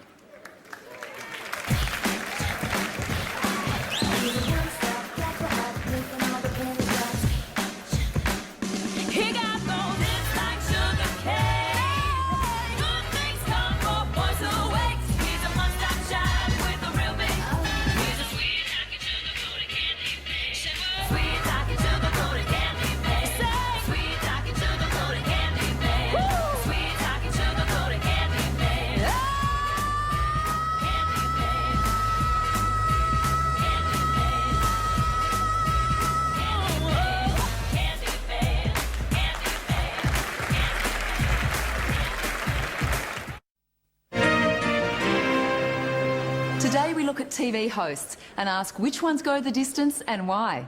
Recent tests have proven there's only one who comes out on top every time, Kerry-Anne Kennerley. Thanks to her unique all-night rumba enzyme, Kerry-Anne not only kills all known bacteria, but Channel 10's entire daytime audience. With twice the shelf life and triple the demographic pulling power of even her toughest competitor, Kerry-Ann boasts a winning combination of natural survival instinct, a strong work ethic and a shipload of bling. So next time you're deciding who gets your undervalued non-primetime ratings point, switch to Kerry-Ann. Battery sold separately. Kerry Power. Watch her for yourself.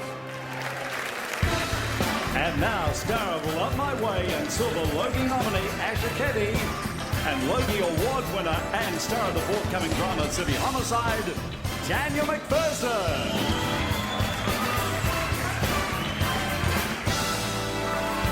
Good evening. There are some actors that we just love. It's not only the character they play, but that indefinable something they bring to the role. Popular characters keep us tuning in each week. And from an actor's point of view, being a popular character means there's less chance you'll be written out of the show in a fiery car crash. Which somehow brings us to the TV Week Silver Logie for Most Popular Actor. And the nominees are Brendan Cowell, Love My Way, The W Channel. Mark Furs, Home and Away, Channel 7. John Howard, All Saints, Channel 7. Aaron Jeffrey, McLeod's Daughters, the 9 Network. Paul O'Brien, Home and Away, Channel 7. And the Silver Logie for Most Popular Actor goes to Aaron Jeffrey. This is Aaron Jeffrey's second Silver Logie for Most Popular Actor for his role as heartthrob Alex Ryan.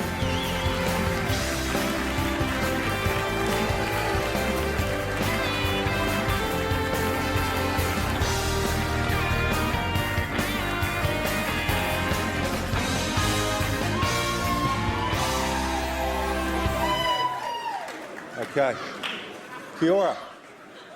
Listen, I'll just start off. The reason I'm up here tonight is because of the Australian television viewing audience, namely the TV Week voters who got me up here tonight, so I want to thank them from the bottom of my heart. Cast and crew of McLeod's Daughters, it's been many moons, and I've got to say that we've got some great actresses on the show, definitely the best boobs in the business, and it makes coming to work every day very easy, so thank you. I just wanted to say a quick... Wind it up, yep. No, I just want to say a special thanks to a very special lady who's given me a beautiful gift in my life, my daughter Ella Blue, Linda. Very proud of you, thank you. And my little daughter Ella Blue, your daddy loves you. And quick mention to a special friend of mine, hello. So thank you very much.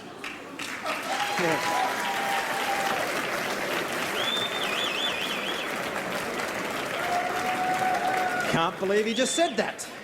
Anyway, I kind of agree. Over the years, the Silver Logie for Most Popular Actress has been won by some incredibly talented women. Think of household names like Lisa McCune, Beck Hewitt and the gorgeous Georgie Parker. Hello, Georgie. Once again, this year's nominees have struck a chord with the Australian public for their warmth and spirit. The nominations for the Most Popular Actress are Natalie Bassingthwaite, Neighbours, Network 10. Natalie Blair, Neighbours, Network 10. Rachel Kapani, McLeod's Daughters, 9 Network. Simone Jade McKinnon, McLeod's Daughters, 9 Network. Kate Ritchie, Home and Away, Channel 7. And the Silver Logie goes to Kate Ritchie. Kate plays a much-loved Sally Fletcher, and this is the second year in a row she's received the Silver Logie for Most Popular Actress.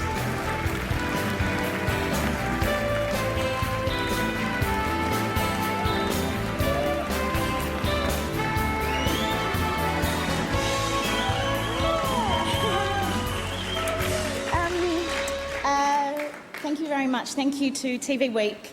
Thank you to all of our loyal viewers and everybody that voted. Thank you to my beautiful family who I know are always so proud of me and who most of the time trust me and have trusted me to make my own choices. Thank you to the amazing cast and crew that I have the pleasure of working with every day. thank you to the Seven Network and to John Holmes for, over the last 12 months, giving me the opportunity to spread my wings and not only sing with Troy Cassar-Daley in Tamworth, but learn some great things and have the most rewarding times. And finally, I just really want to thank Home and Away, the show. It sounds corny, but sometimes it has been my bestest friend, and at challenging times and times of uncertainty, it has been my constant and has helped me get out of bed and just remind me that I am sometimes the luckiest girl in the world, and I will forever be in its debt. Thank you very much.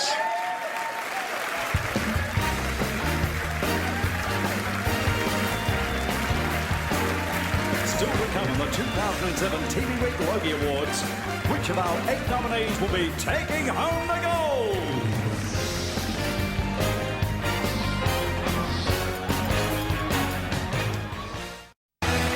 Ladies and gentlemen, please welcome Silver Logie winner and star of the ABC's Hunted by Fire, David Wenham.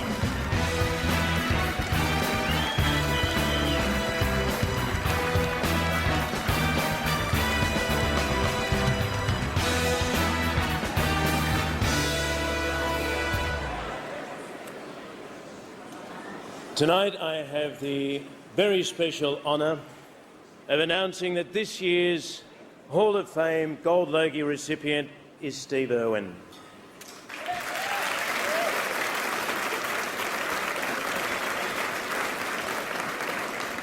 He was an inspirational friend who possessed a unique talent.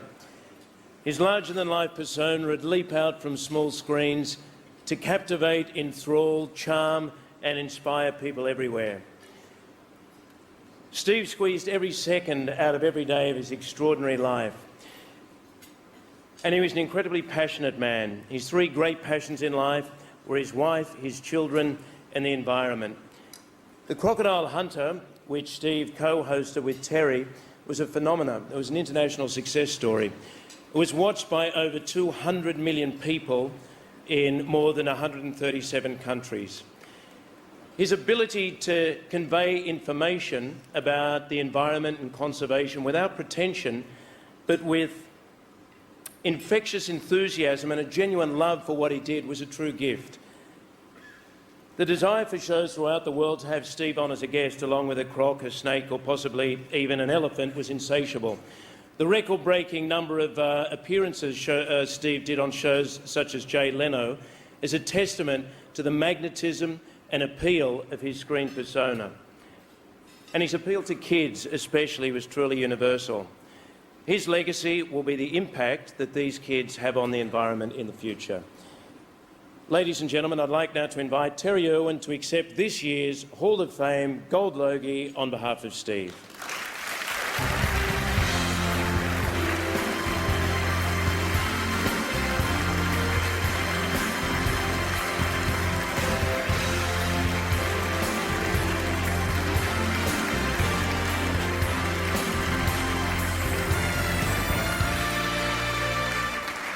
Thank you, David. This would have meant so much to Steve because television was such a huge part of his life.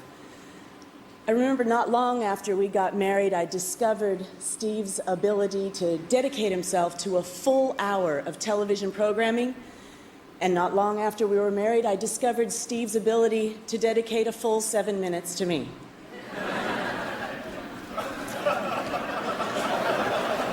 Yes, he was a legend.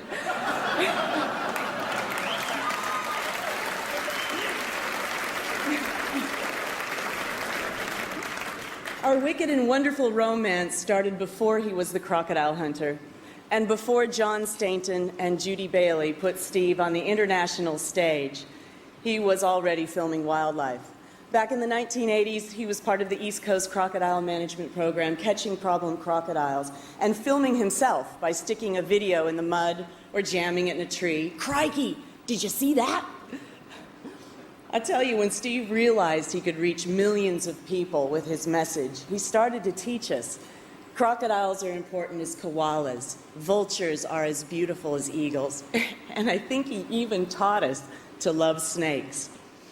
You know, he had some great messages also about the non-consumptive use of wildlife, how it's no longer vogue to have wildlife in fashion, and they don't belong on our restaurant tables, and that each of us have a choice to say no to wildlife products. I'm honored to receive this award because it makes me appreciate that through the medium of television, Steve and his legacy will live on. Thank you.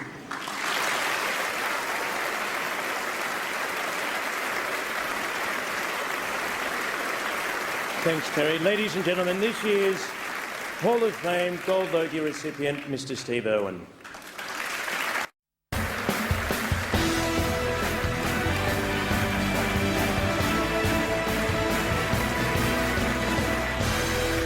Welcome back to the 2007 TV Week Logie Awards. Now, I don't know whether you've noticed this, but there are quite a lot of quiz shows on Australian telly at the moment.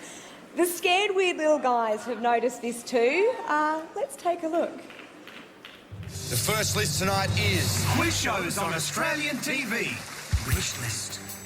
Contest. There's more quiz shows than Big Brother contestants with failed media careers. Rock quiz. Spicks and Specs. Spicks and Specs is a funny quiz show. A funny quiz show? That's an oxymoron. It's like Australia's brainiest Scott Cam. A big dick. 1 versus 100. Family Feud. And let's not forget, you may be right, Todd McKenny hosting a quiz show. That's like Alan Jones hosting Media Watch. Woeful, I'm afraid. Deal or no deal. Quizmania.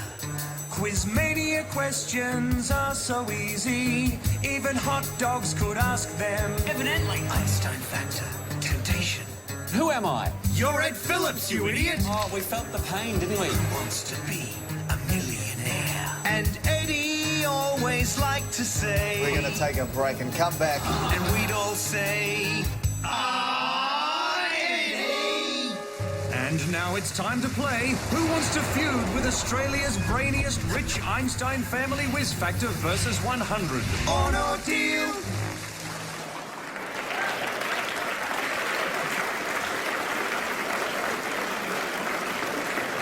I'd now like to introduce our next two guests, and now that I no longer work with them on Dancing with the Stars, I can be honest and tell you what I really think of them.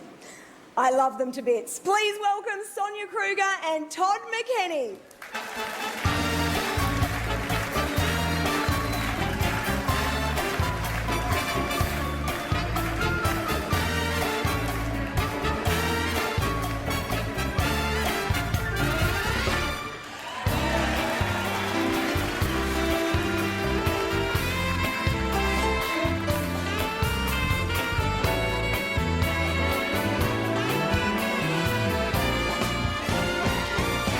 We're here to present the...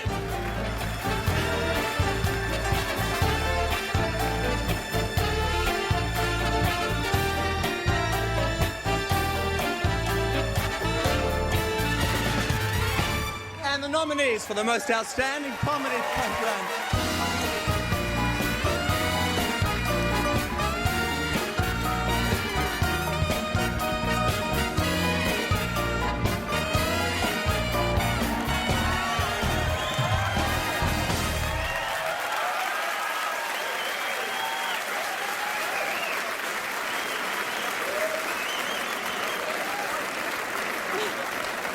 I'm dizzy. We wrote that ourselves. We're here. We don't know why we can't just walk to the lectern like normal people. Not normal. You're saying not normal, Todd. We're here to announce the award for the most outstanding comedy program. That's right. And the nominations are... The Chasers War on Everything, ABC TV. An accounts manager for a leading merchant bank. Computer says no. He's also one of the growing thousands of Australians who spend their entire workday reciting catchphrases from Little Britain. I said yeah, but no, but yeah, but no, but yeah. The Glass House, ABC TV. I haven't seen the dolphin in years. All I've got to ask is, Kerry-Ann, where's its dorsal fin?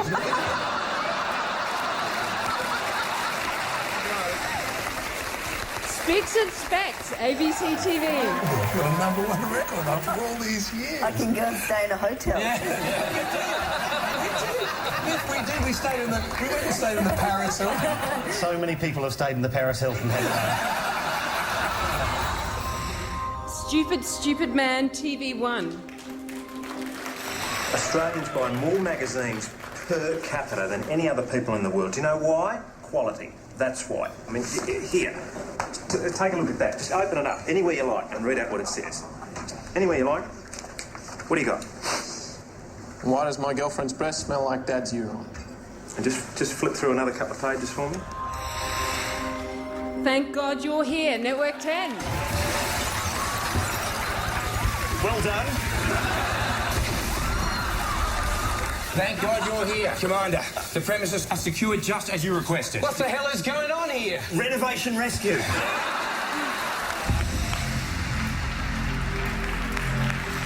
And the Logie goes to... Thank God You're Here.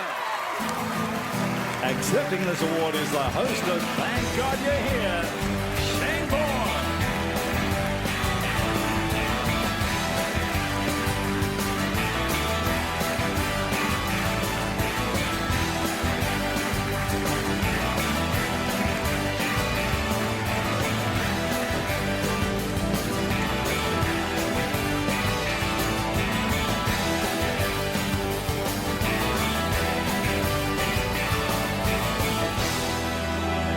So much. How exciting. I love this show. Not, oh, wait, no, not. I mean, this show's fine. I mean, no, I love Thank God You're Here. There is something about it. No, please, oh, you stopped.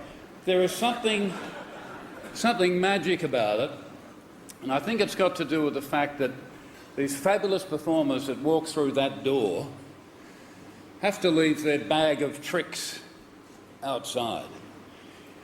You're seeing pure comedy, pure comic talent. You're seeing unadulterated comic performance and naked comedy spirit. As we all know in television, nudity is a plus. You go back to 96, The Box, Jeremy Sims' arse on Chances, or the red carpet tonight. But, you know, it's pretty goddamn popular. Let me just say, all jokes aside, it has been a joy to work on this show. It is a joy to do it. It is a joy to watch it. And I know everyone who works on the show, the working dog team included, the crew, the art department, the ensemble, the brave performers that come on, they love doing it. We love that you love it. And I'd just like to say, well, before I go, I'd like to commend the working dog team on their extraordinary insight in choosing me as a host for a start, but more importantly in maintaining that generosity of spirit that is at the core of this program and the excellence that is maintained every week. Thank you so much. Thank God. Thank God.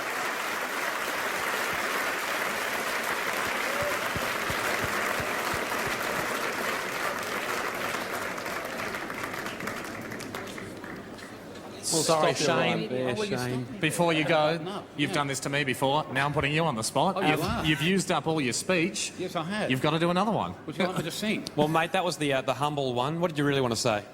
The humble one? No, you've just done the humble one. What did you really want to say? Oh, I'd probably like to say, yes, I think I pretty much deserve this. I've been in this business 35 bloody years, and it's about time I'm holding a throbber like this in my hand.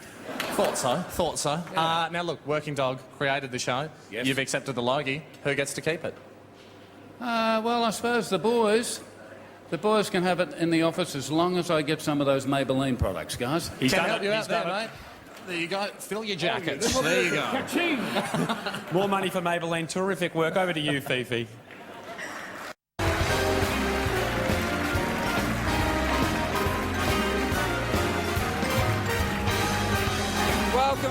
Welcome back, everyone. It's great. The night's going fantastic. Just like to say to Rachel Griffiths, it wasn't a bad Geelong joke before. It was a good joke. And Geelong people would be happy to be mentioned. I shouldn't hang it on Geelong, though. I grew up in Warrnambool, which is 2 hours west of Geelong. When I grew up, I thought Geelong was like Paris. But it's been a massive year in news, hasn't it, people? We've had war, we've had drought, we've had trapped miners, we've had turkeys being slapped. That was a big story, Big Brother turkey slapping. Shocked me. I didn't know turkeys did that shit, you know? No wonder their heads are all messed up. But it has been a massive year. Todd and Brandt were trapped down the mine, and they were down there for a long time in Tasmania. And the networks basically did take advantage. At one point I thought Channel 7 was going to do dancing with the trapped miners. Send Grant Denyer down the PVC piping. He'd fit, he's tiny. But it has been a massive year, so let's have a look at the year in review in pictures. Please welcome Network 10's Sandra Solin from the National 9 News, Peter Harvey.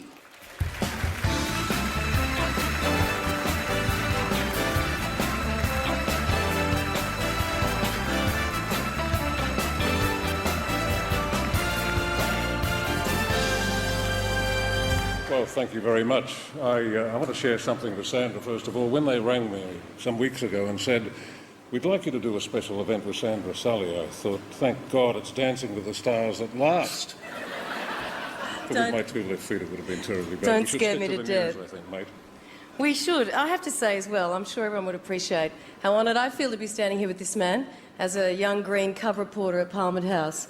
Freezing to death at the doors, waiting for the pollies to come in. Peter was often ensconced upstairs, but when you did see make his way towards the doors, he didn't stride or strut. Peter strolled, the air and confidence of the journalist that he is. That's my top speed, Sandra.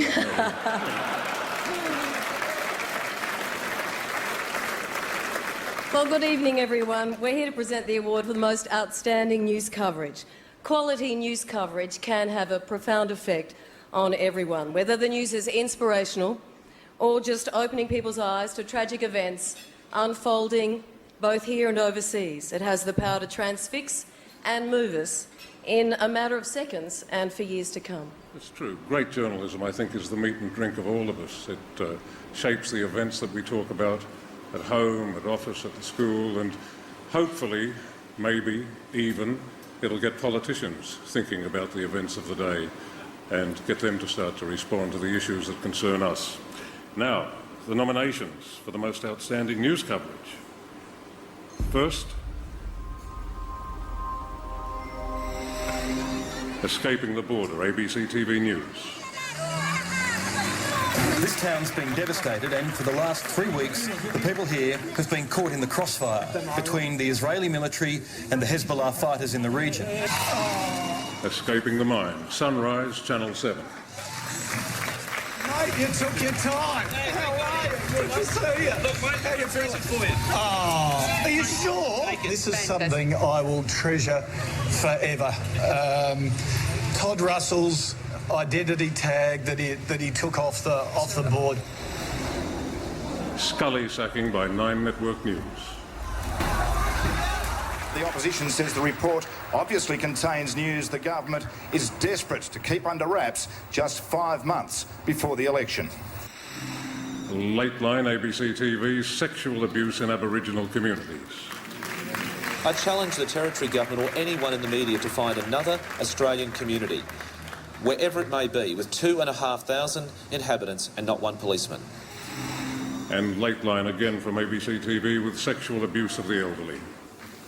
We have no laws on the books and criminal statutes and protective statutes for the protection of vulnerable older persons here in Australia. Now that is shameful. And the Logie goes to sexual abuse in Aboriginal communities.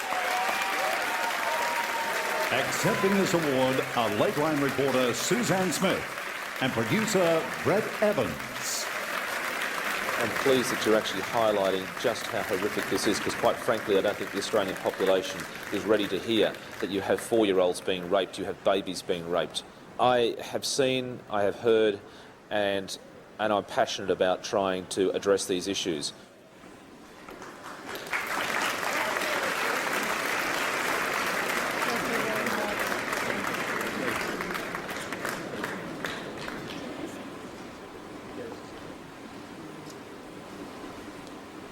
Well,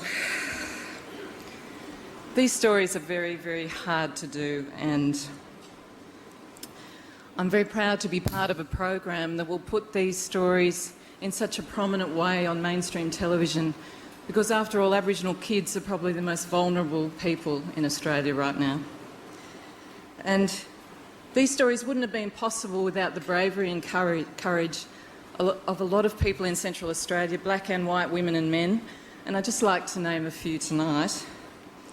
I'd like to thank the Crown Prosecutor Nanette Rogers for having the courage to speak out and talk about the elephant in the room. I'd like to thank Muntajara Wilson, Vicky Gillick and Jane Lloyd, and really they trusted us with a very important story. And I want to thank Peter Charlie, our EP, and Tony Jones, who is a superb presenter, and he puts his heart and soul into these stories, and he also steps into the firing line when things become controversial and very heated.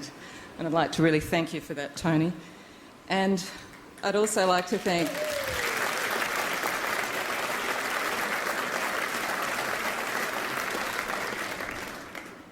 the fantastic team at Lateline. What a fabulous group of journalists. John Bruce, Brett Evans, the whole crew. And I'd like to thank the Head of News and Current Affairs, John Cameron, for supporting those stories. I really appreciate it.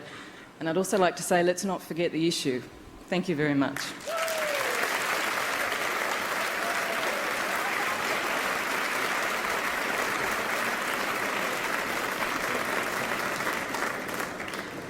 OK, now to the award for the most outstanding public affairs report.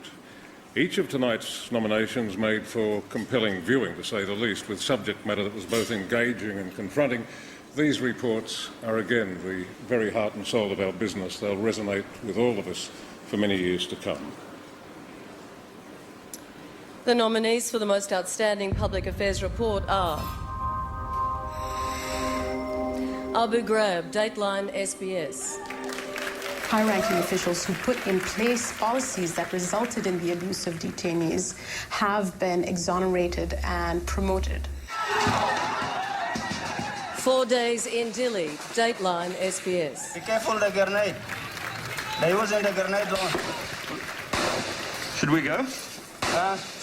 No, you're not safe to go. Stay put there. The Great Escape, Brad Webb and Todd Russell, the Nine Network. We made a pact from day one. It's Brant and I, and that pact's going to stay as strong as it is now for the rest of our lives. The Morning After, Australian Story, ABC TV. And this wasn't just somebody, this was my ex-partner, the mother of my daughter and the mother of two other wonderful boys. I need to know, why did she have to die? The Terry Irwin interview, Nine Network. He said it. He said those three words. He said, and he died.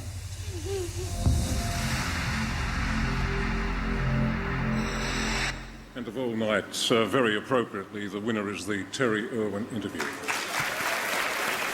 This award will be accepted by Nine Network senior correspondent and five-time Gold Logie winner, Faye Martin.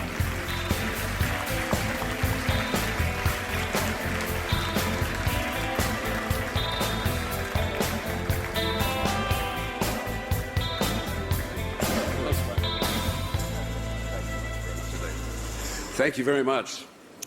Gee, I used to think that this particular Logie was the absolute private property of the ABC and SBS. I was wrong again on that. Thank you for that. I'm very honoured to have been part of the team that won this.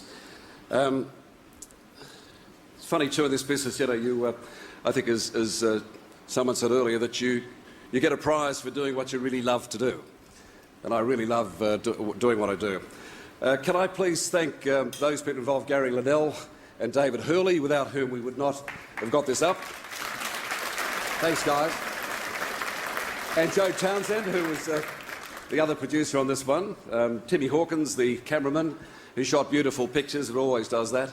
And Paul Thompson, who is the soundo, who again collects wonderful sound. He's a real craftsman what he does. But most of all, Terry Irwin. I'd really like to thank Terry. I think a novice interviewer could have done this one, Terry.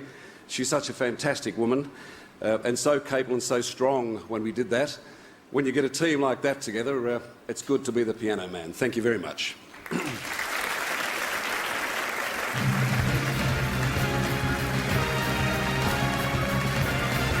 up, Oscar nominee and Golden Globe winner Rachel Griffiths as we count down to the 2007 Gold Logie Award.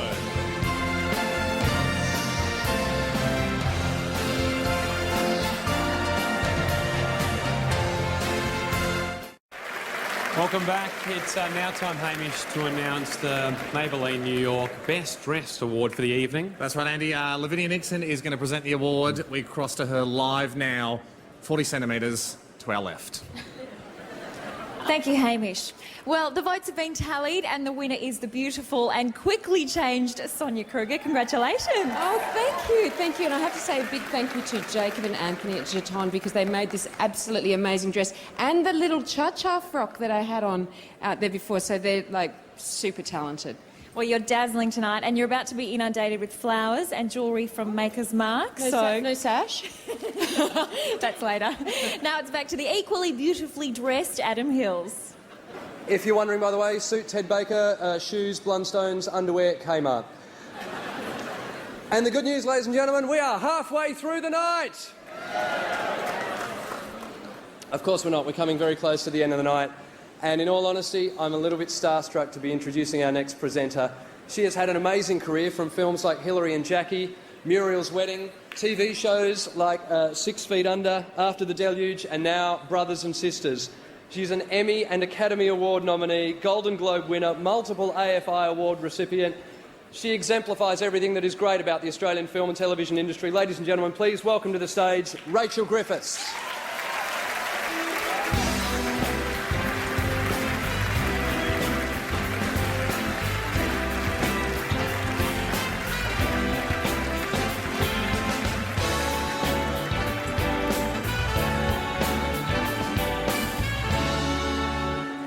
Thank you, everyone. I've been sitting out there obsessing about a couple of things I said I'd just like to correct. The first thing I kind of indicated that women who've had children lose their brains, and I wanted to say they don't, we just feel like we do. And secondly, when I said go Cats, did you have to murder Richmond? Sorry, Sam. It's a bad call, that comment. Now to the task at hand. It's not an overstatement to say that the Australian film and television industry has produced and nurtured some of the finest actors of our time.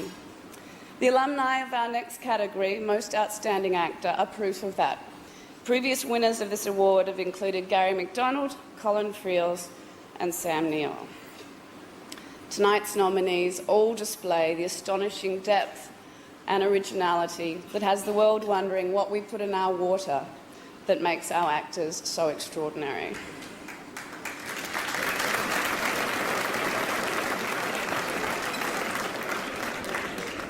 So, the nominations for Most Outstanding Actor are Matthew Leneves for Society Murders, Network 10. I want to know what happened. You just want to hear what you want to hear. The hell with trying to look at yourselves and what you've all done. This is it. Am I yelling? Ben Mendelsohn, Love My Way, W Channel.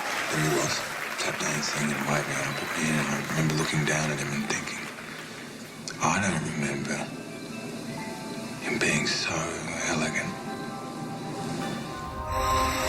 Richard Roxburgh, The Silence, ABC TV. I don't want you to tell anybody about this. I relive that moment every day of my life. I don't need your help with that, all right? David Wenham, Answered by Fire, ABC TV. Look familiar, eh? Your favourite place, eh?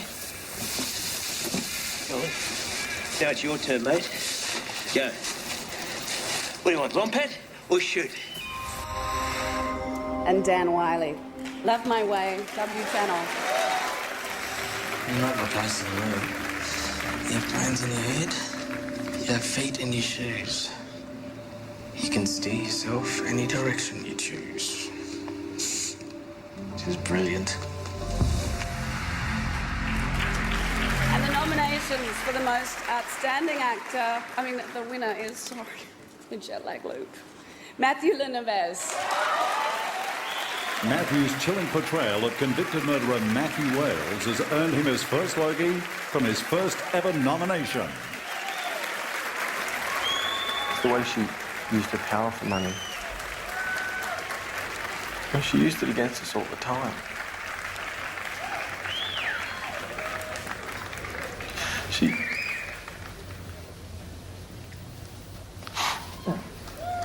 And she just alienated me from my family as well. I'm going to give it to you again. Okay. That's completely unexpected, considering, I suppose, the amazing actors that are up there.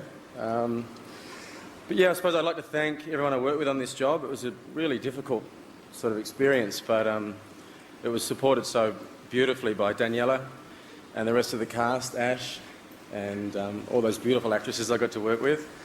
And yeah, we had a really great director in Brendan Maher and a great production company with Screen Time and Greg and Fiona and Des, and they took care of us all extremely well and supported us through this experience, and Channel 10 and stuff like that. And yeah, I suppose I can't be up here without saying good day to my mum and dad, and I'll see you soon.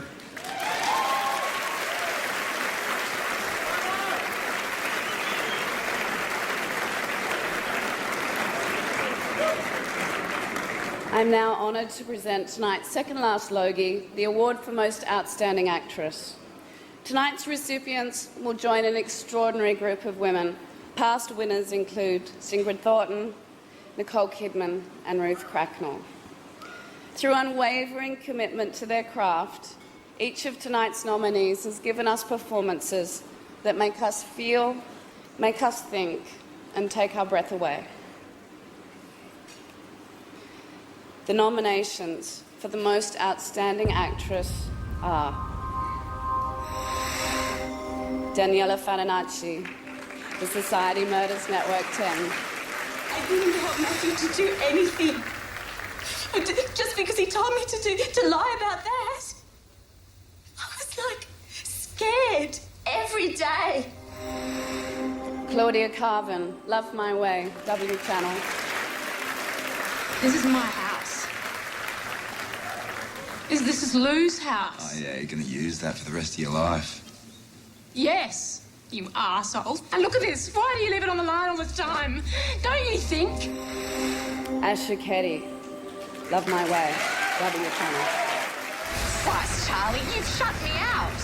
Where the hell are you, fools? Where the hell are you? Me? How dare you? You left me. You left your son. Judith McGrath, All Saints, Channel 7. So shit. Touch her again and I'll kill you. And the extraordinary Susie Porter. Ran, remote area nurse, SBS. What's about your opinion when in 6 months' time you'll be flitting back down south to be with your grammar school mates, root your polo ponies, and sip your sodding Devonshire TEA? And the most outstanding actress goes to Susie Porter. Susie's character, Helen Tremaine, is a rule-breaking remote area nurse working on an island in the far North Torres Strait. This is Susie's first Logie.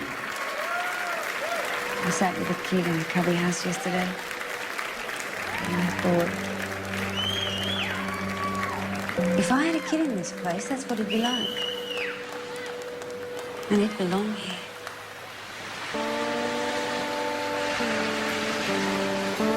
And I'd belong because he did.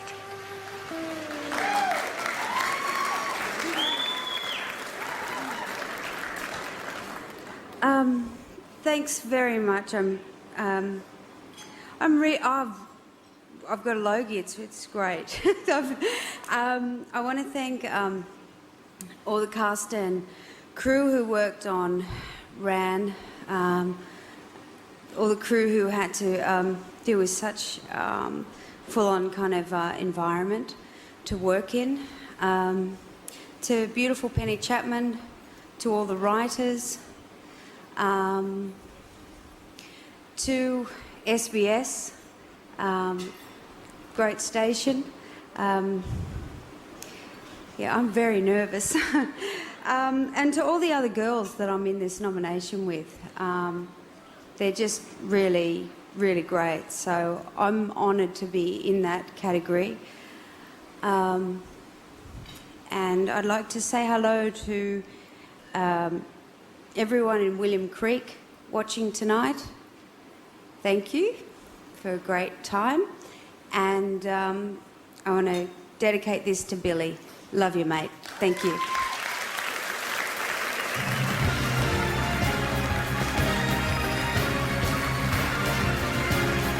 After the break, we'll announce the winner of the 2007 TV Week Gold Logie.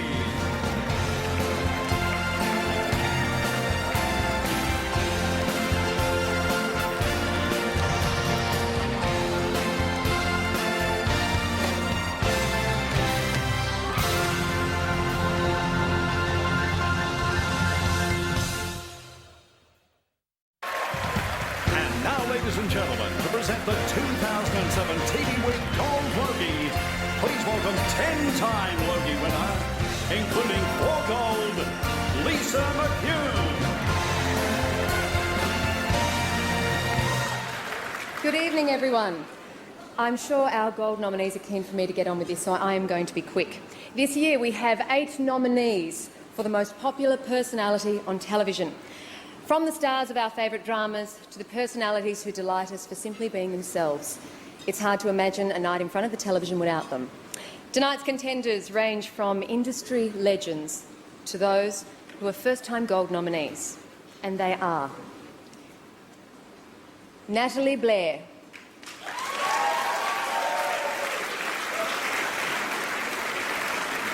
Rachel Kapani, John Howard, Simone Jade McKinnon, Rove McManus, Bert Newton, Kate Ritchie, and John Wood.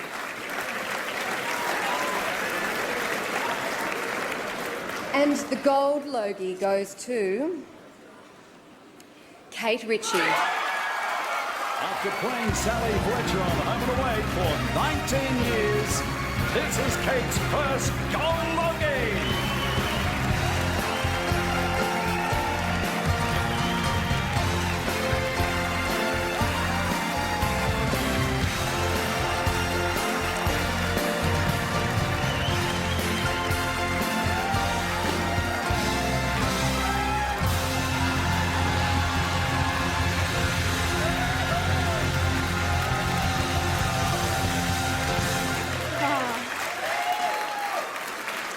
Thank you so much. No one probably understands how much this award means to me, and I probably will not be able to articulate it very well. Firstly, I would like to thank the Seven Network for their unwavering support. I am forever having people approach me and telling me that they have watched me grow up on television and that they know me or they feel like they know me, and I think for a long time I felt the need to be who that person was and to be who everybody else thought I was and to do what they thought that I should do. And I think that over the last few years I've realised that it's much more rewarding, and it's much more rewarding just to do exactly what it is you feel is right and to follow your heart. And winning this tonight proves to me that I must be on the right path, and I'm going to continue that.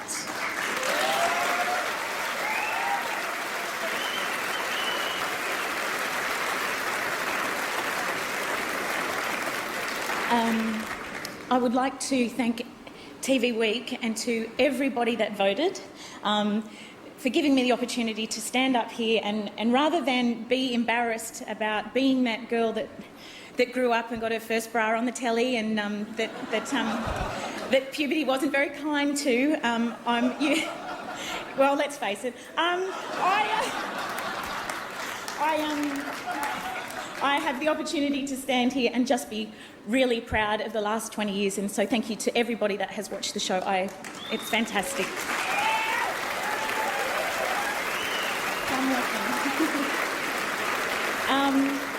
And finally, I would like to thank my mum and dad who I'm sure at times have probably wondered why they sent me to that audition all those years ago. I had to do an audition about strawberry jam, in fact, for John Holmes and Rick Pellizzeri, and I'm sure they've wondered why they sent me sometimes, but I want to thank them for doing exactly that because it has set me on my way and given me the most incredible journey. Thank you so much.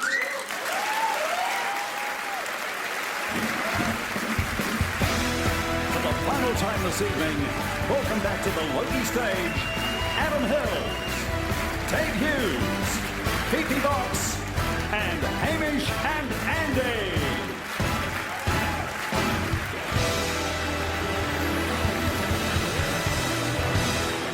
Ladies and gentlemen, the bad news is we have come to the end of the show. The good news is it's gone on so long it's only 15 sleeps until the next one. On behalf of all of my co-hosts tonight, Fifi Box, Dave Hughes, Hamish and Andy, we would like to thank everyone involved with putting this entire program together, from the musicians to the producers to everyone on cameras. They all deserve an enormous round of applause. They've all worked incredibly hard tonight. As we are joined on stage by some of the winners of the Logies this year, all that's left for us to say is thank you very much for watching the 2007 TV Week Logie Awards. I'm Adam Hills. Good night, Australia.